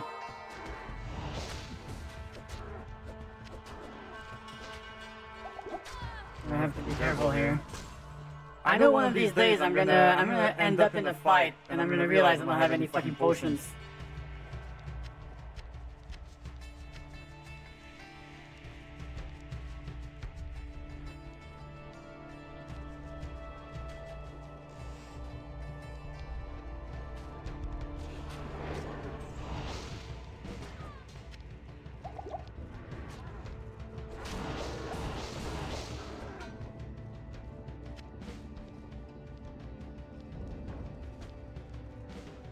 Hey, Charizard, good evening. How's it going? Having some retro fun here.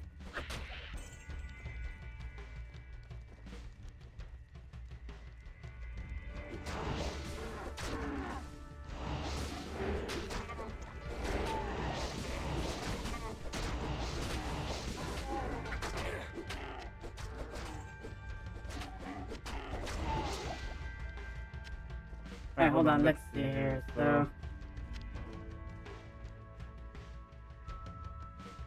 light is the bigger potions, right? Okay, some of that stuff is worth some money. That one's not the case. I thought it had the better thing on it.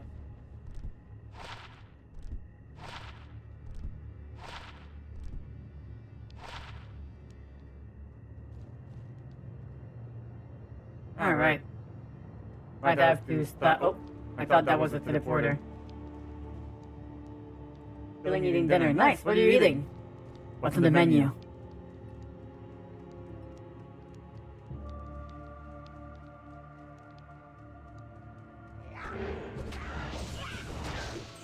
Yeah, I had a burrito bowl for dinner. It was pretty good.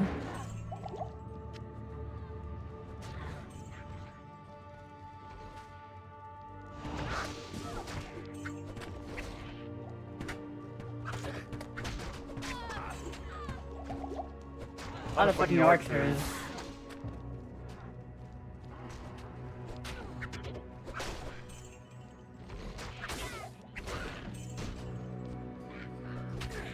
Of course, they would be hiding in here.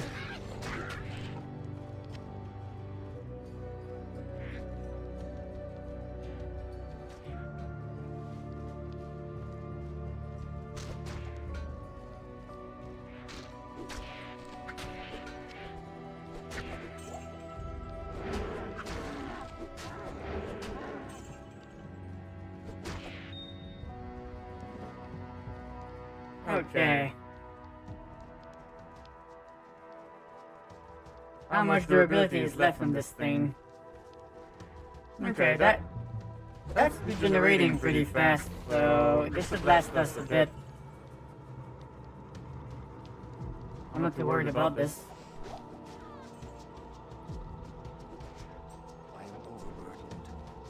Oh, already have too much shit on me. Hold on.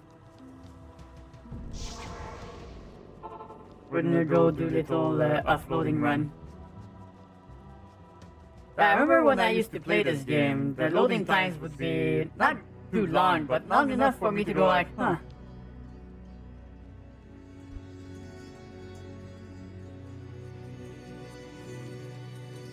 Okay, 17, 18.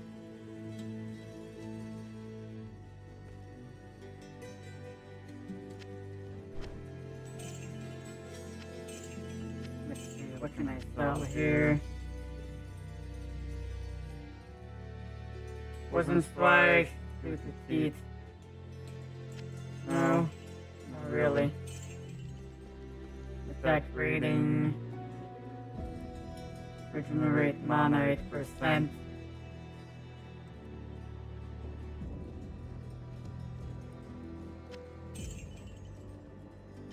Fortunately,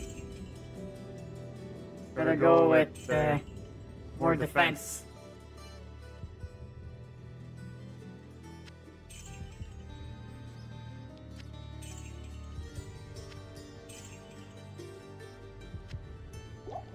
Alright, let's see how we do here. So now we have 53k. So can I buy? Ooh, what is this? Doesn't have anything on it though.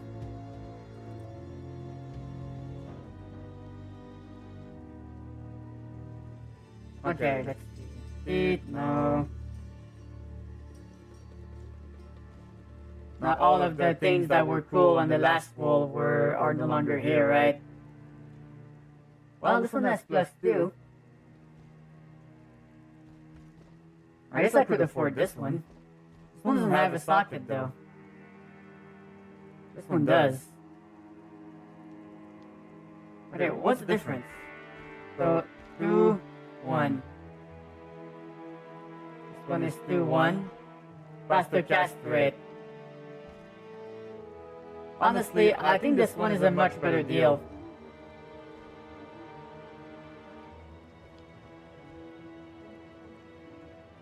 This one is +3. But the thing is, Stealth and Mastery enhances all of the things. So I think I'm gonna buy this. then I'm gonna sell this one. All I need is a good gem to put in there. That's gonna actually do shit.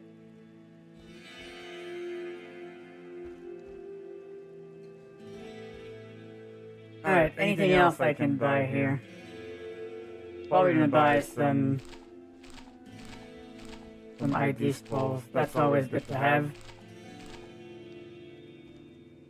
Melted cheese beef sandwich and cheese fries. Ooh. That sounds good.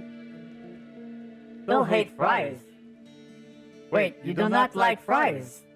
Do you not like these fries, or do you not like fries in general? Because that's a pretty important distinction.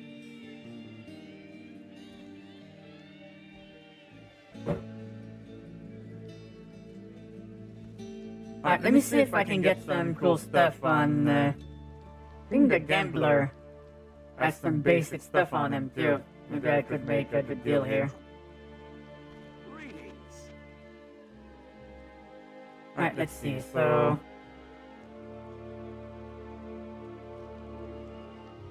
Enhanced defenses... I wonder if that gives me more. I mean, at this price, might as well test it out. Enhanced defenses is... Defense 8. Yeah, that could be good. They're not too expensive, so I think I will grab these. Okay, let's see, so...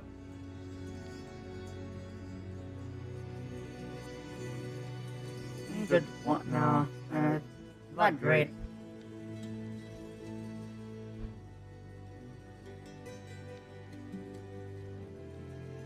They have a javelin, but that's not good for my class. Alright, let's see, maybe we can gamble for something. Okay, let's see here, so... He has rings, but oh my goodness, that's way too expensive. The only thing I think I could probably... would probably be this, right? Let's see if I get something good.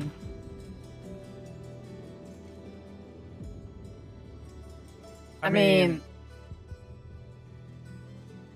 a little bit less, but it has an additional attack rating.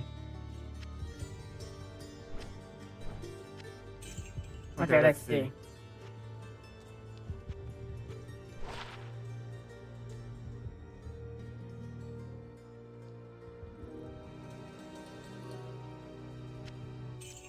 That's not great.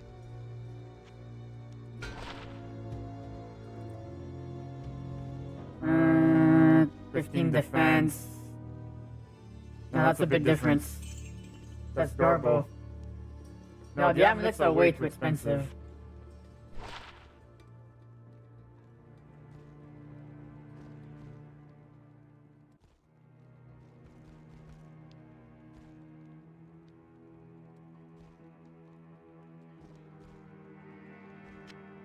Eh, it was worth a shot. It was worth a shot.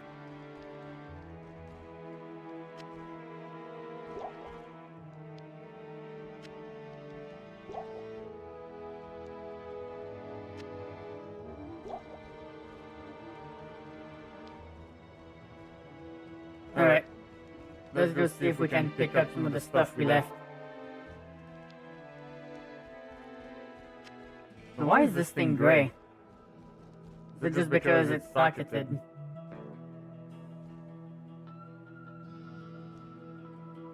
That has better defenses and then some. Maybe we'll take this for now. We can use some of these sockets.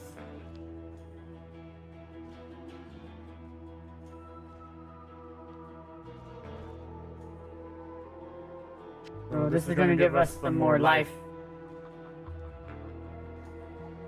Well, that could go a long way, I think.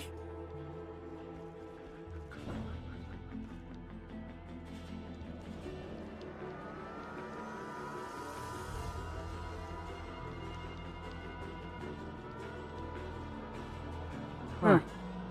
Does our armor get colored? Because of the socket? Hold on. It does. Oh, that's cool. So now when you add this thing in it, it changes the color of it. I mean, that's an interesting thing.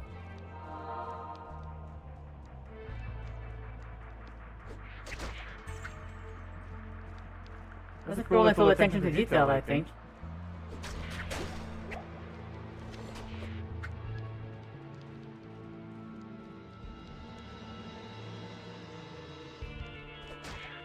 Oh, there's a crowd over here.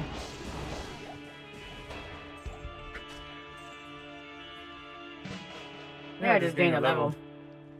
Alright, hold on. Let's figure this out. So...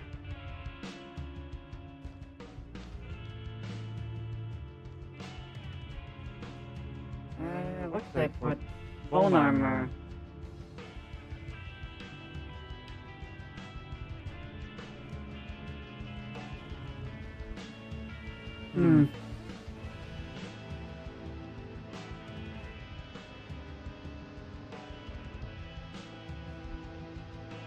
I don't know.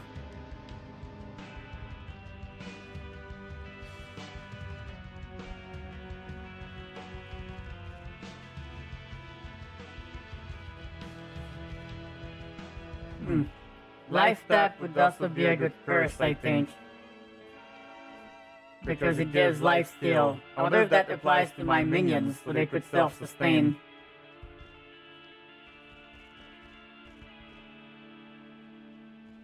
And there's so many different curses compared to the modern version of Necromancers in Diablo 4. Then Diablo 4 has like 2 curses, but I think they do more things. These ones are more like specific.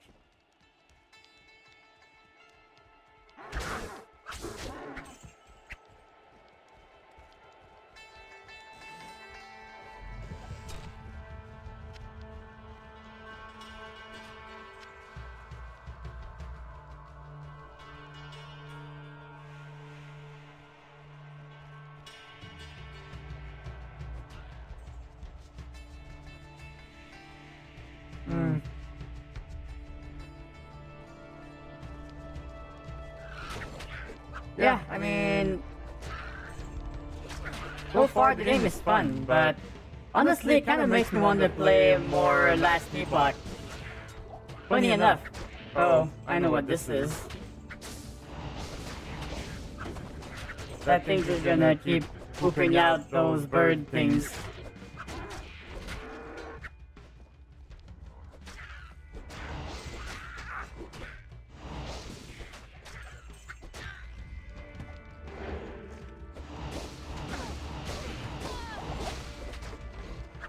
Although I can catch this pretty fast.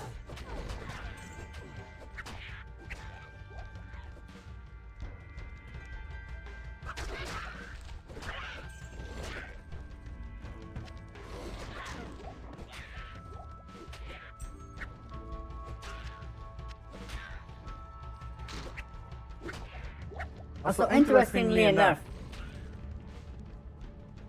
this game is like, I think it's $13 for the original, and then another $13 for the expansion.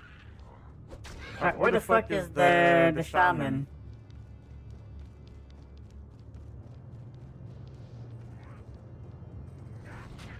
Oh, is he in the... okay, I see what this is.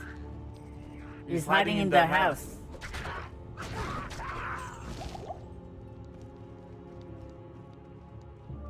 Yeah, that's not great. Would have burned you that in there.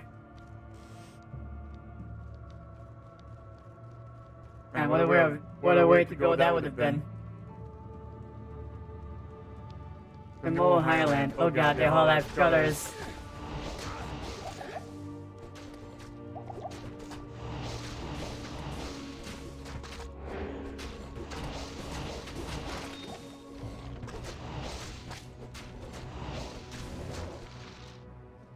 Well, funny enough, he did not drop much, which is kind of disappointing.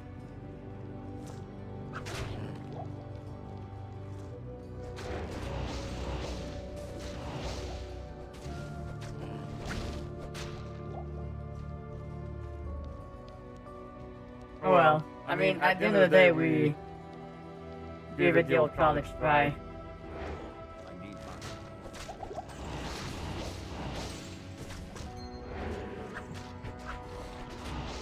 Well, now these ones are blue, which means they're even harder to kill. I know, I'm being a little bit dramatic. No, they seem to be dying pretty quick.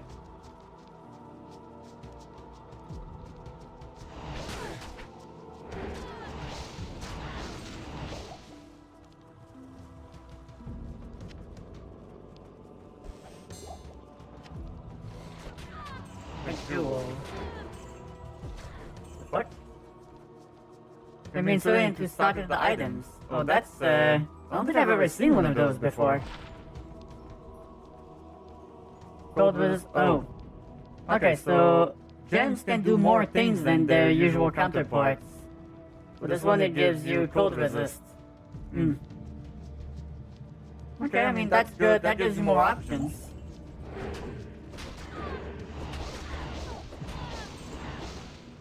Ooh, hello.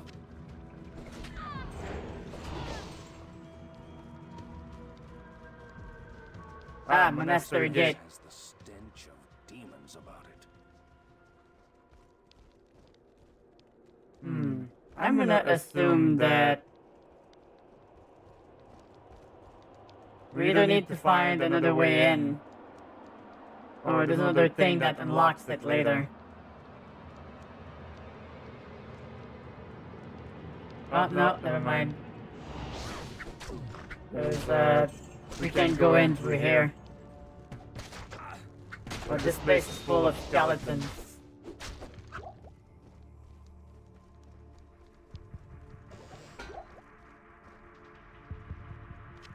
Oh, that's interesting. They even changed the music and everything.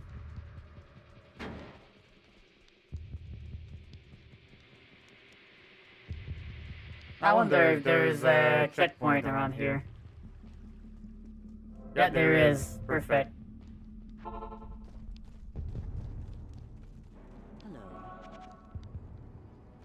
Alright, let's take a look. So, I can sell this. Sell all of these. Identify this.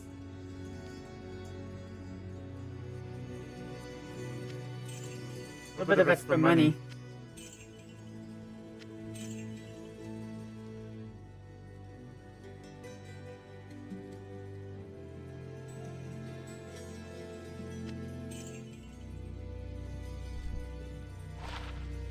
Poison length reduced. No, that's fine.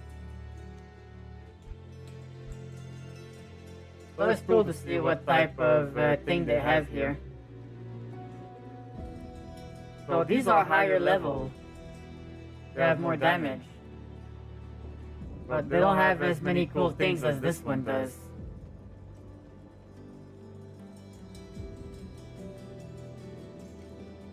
So I'm probably better off saving my money for now.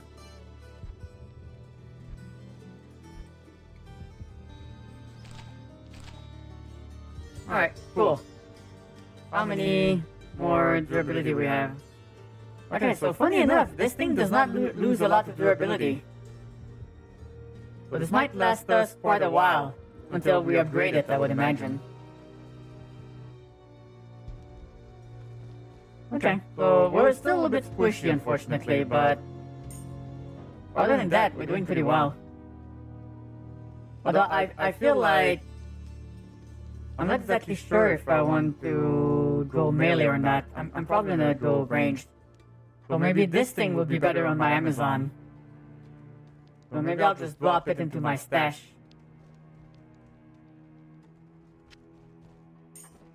That could be useful. But yeah, I mean, so far we're kicking a bunch of asses. But I'm not exactly sure what type of build I want to make. So I'm gonna have to give myself some time to think about that. Hold on, what time is it? Oh shit, it's almost 11 already. That explains why I was feeling tired. Oh my goodness. Well, in any event, this was pretty interesting. really brings me back though. Because seriously, I think I used to play Diablo 2 back in high school. So that is surely a long time ago. Yeah, doesn't make me feel like a spring chicken, that's for sure. Figure of speech, of course. But yeah, I mean, it's still fun. Although, I'm wondering if which one is the better experience between Project Diablo 2 and Diablo 2 Resurrected, or whatever the fuck they called it. I don't know. I guess I would have to actually see a good description of it to be able to compare it fairly. Or maybe I would have to try the remaster first to see how it plays. Yeah, the bold inventory space. Is that okay? Hold on. So that might be the immediate deal breaker for me. So are you telling me that even the remastered Diablo 2 has like half of the inventory space? Because that immediately that's like instant victory for Project Diablo 2. Because if you're telling me that, no, that's normal space. Yeah, double space. Okay. Alright. Okay, Project Diablo 2 wins then. Because that inventory size already felt kind of cramped. Now you're telling me that the original had even less inventory. Dear God. Yeah, that's when you really stop to appreciate how much ARPGs have evolved over the years. Right, it's still a lot of fun, but you realize how much things have been added over the years. This whole side is like the one was. I mean, that's fair. I still think it's too small. But you know, that's my opinion at the end of the day. Everyone is entitled to one. Okay, let's see here. So, yeah, that was a fun little stream. I hope you guys had as much fun as I did. We had a nice little talk, played some Diablo 2, enjoyed ourselves. So now, programming note. As I said at the start of the stream, I'm gonna be with some friends on Friday night, so I'm not gonna be streaming. So I'm probably gonna be returning next week on Friday for more spooky videos. And we might even have a guest. Exciting. So this is gonna be fun. Alright, let's see here. So okay, so if you have enjoyed the stream today, don't hesitate to give me a little follow, I would really appreciate it. And if you're already following me and want to support me for free, the best way to do so is to follow me on my social medias and also interacting with them. Because we live in an algorithmic world. Interaction means visibility. Anything else means invisible Jeffy. It sounds worse than it is. Alright, so if you want, here's all my socials. Feel free to follow me and interact with me if you want. Although I'm way less active than I used to be. That's just how social media is nowadays. Sometimes a little bit too exhausting, so I try to not interact with it as much. It's better for my mental health.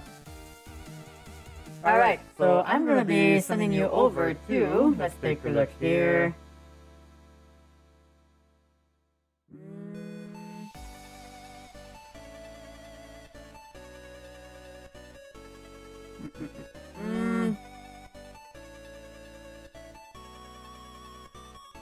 Oh, wait a second. Oh shit, Manic is streaming. They're playing some web fishing. Maybe I'll drop you guys over at our friend Manic. Friend of the stream, Manic Hyena. We'll go give them some support. So what I've seen about Manic, about web fishing is it's like Animal Crossing but with fishing on PC. So it's pretty cool. Seems like a bit of an MMO in a way. So I'm gonna be sending you guys over there. And I'm gonna go get some rest because I'm exhausted. So just go working properly. Goddammit, Yami. Alright, so I'm gonna see you next week. So I hope you have a wonderful weekend. And remember, Tomorrow is a new day. Anything is possible. Alright? See you next week. Have a good time, okay? Take care of yourselves. Alright, let's get the raid started.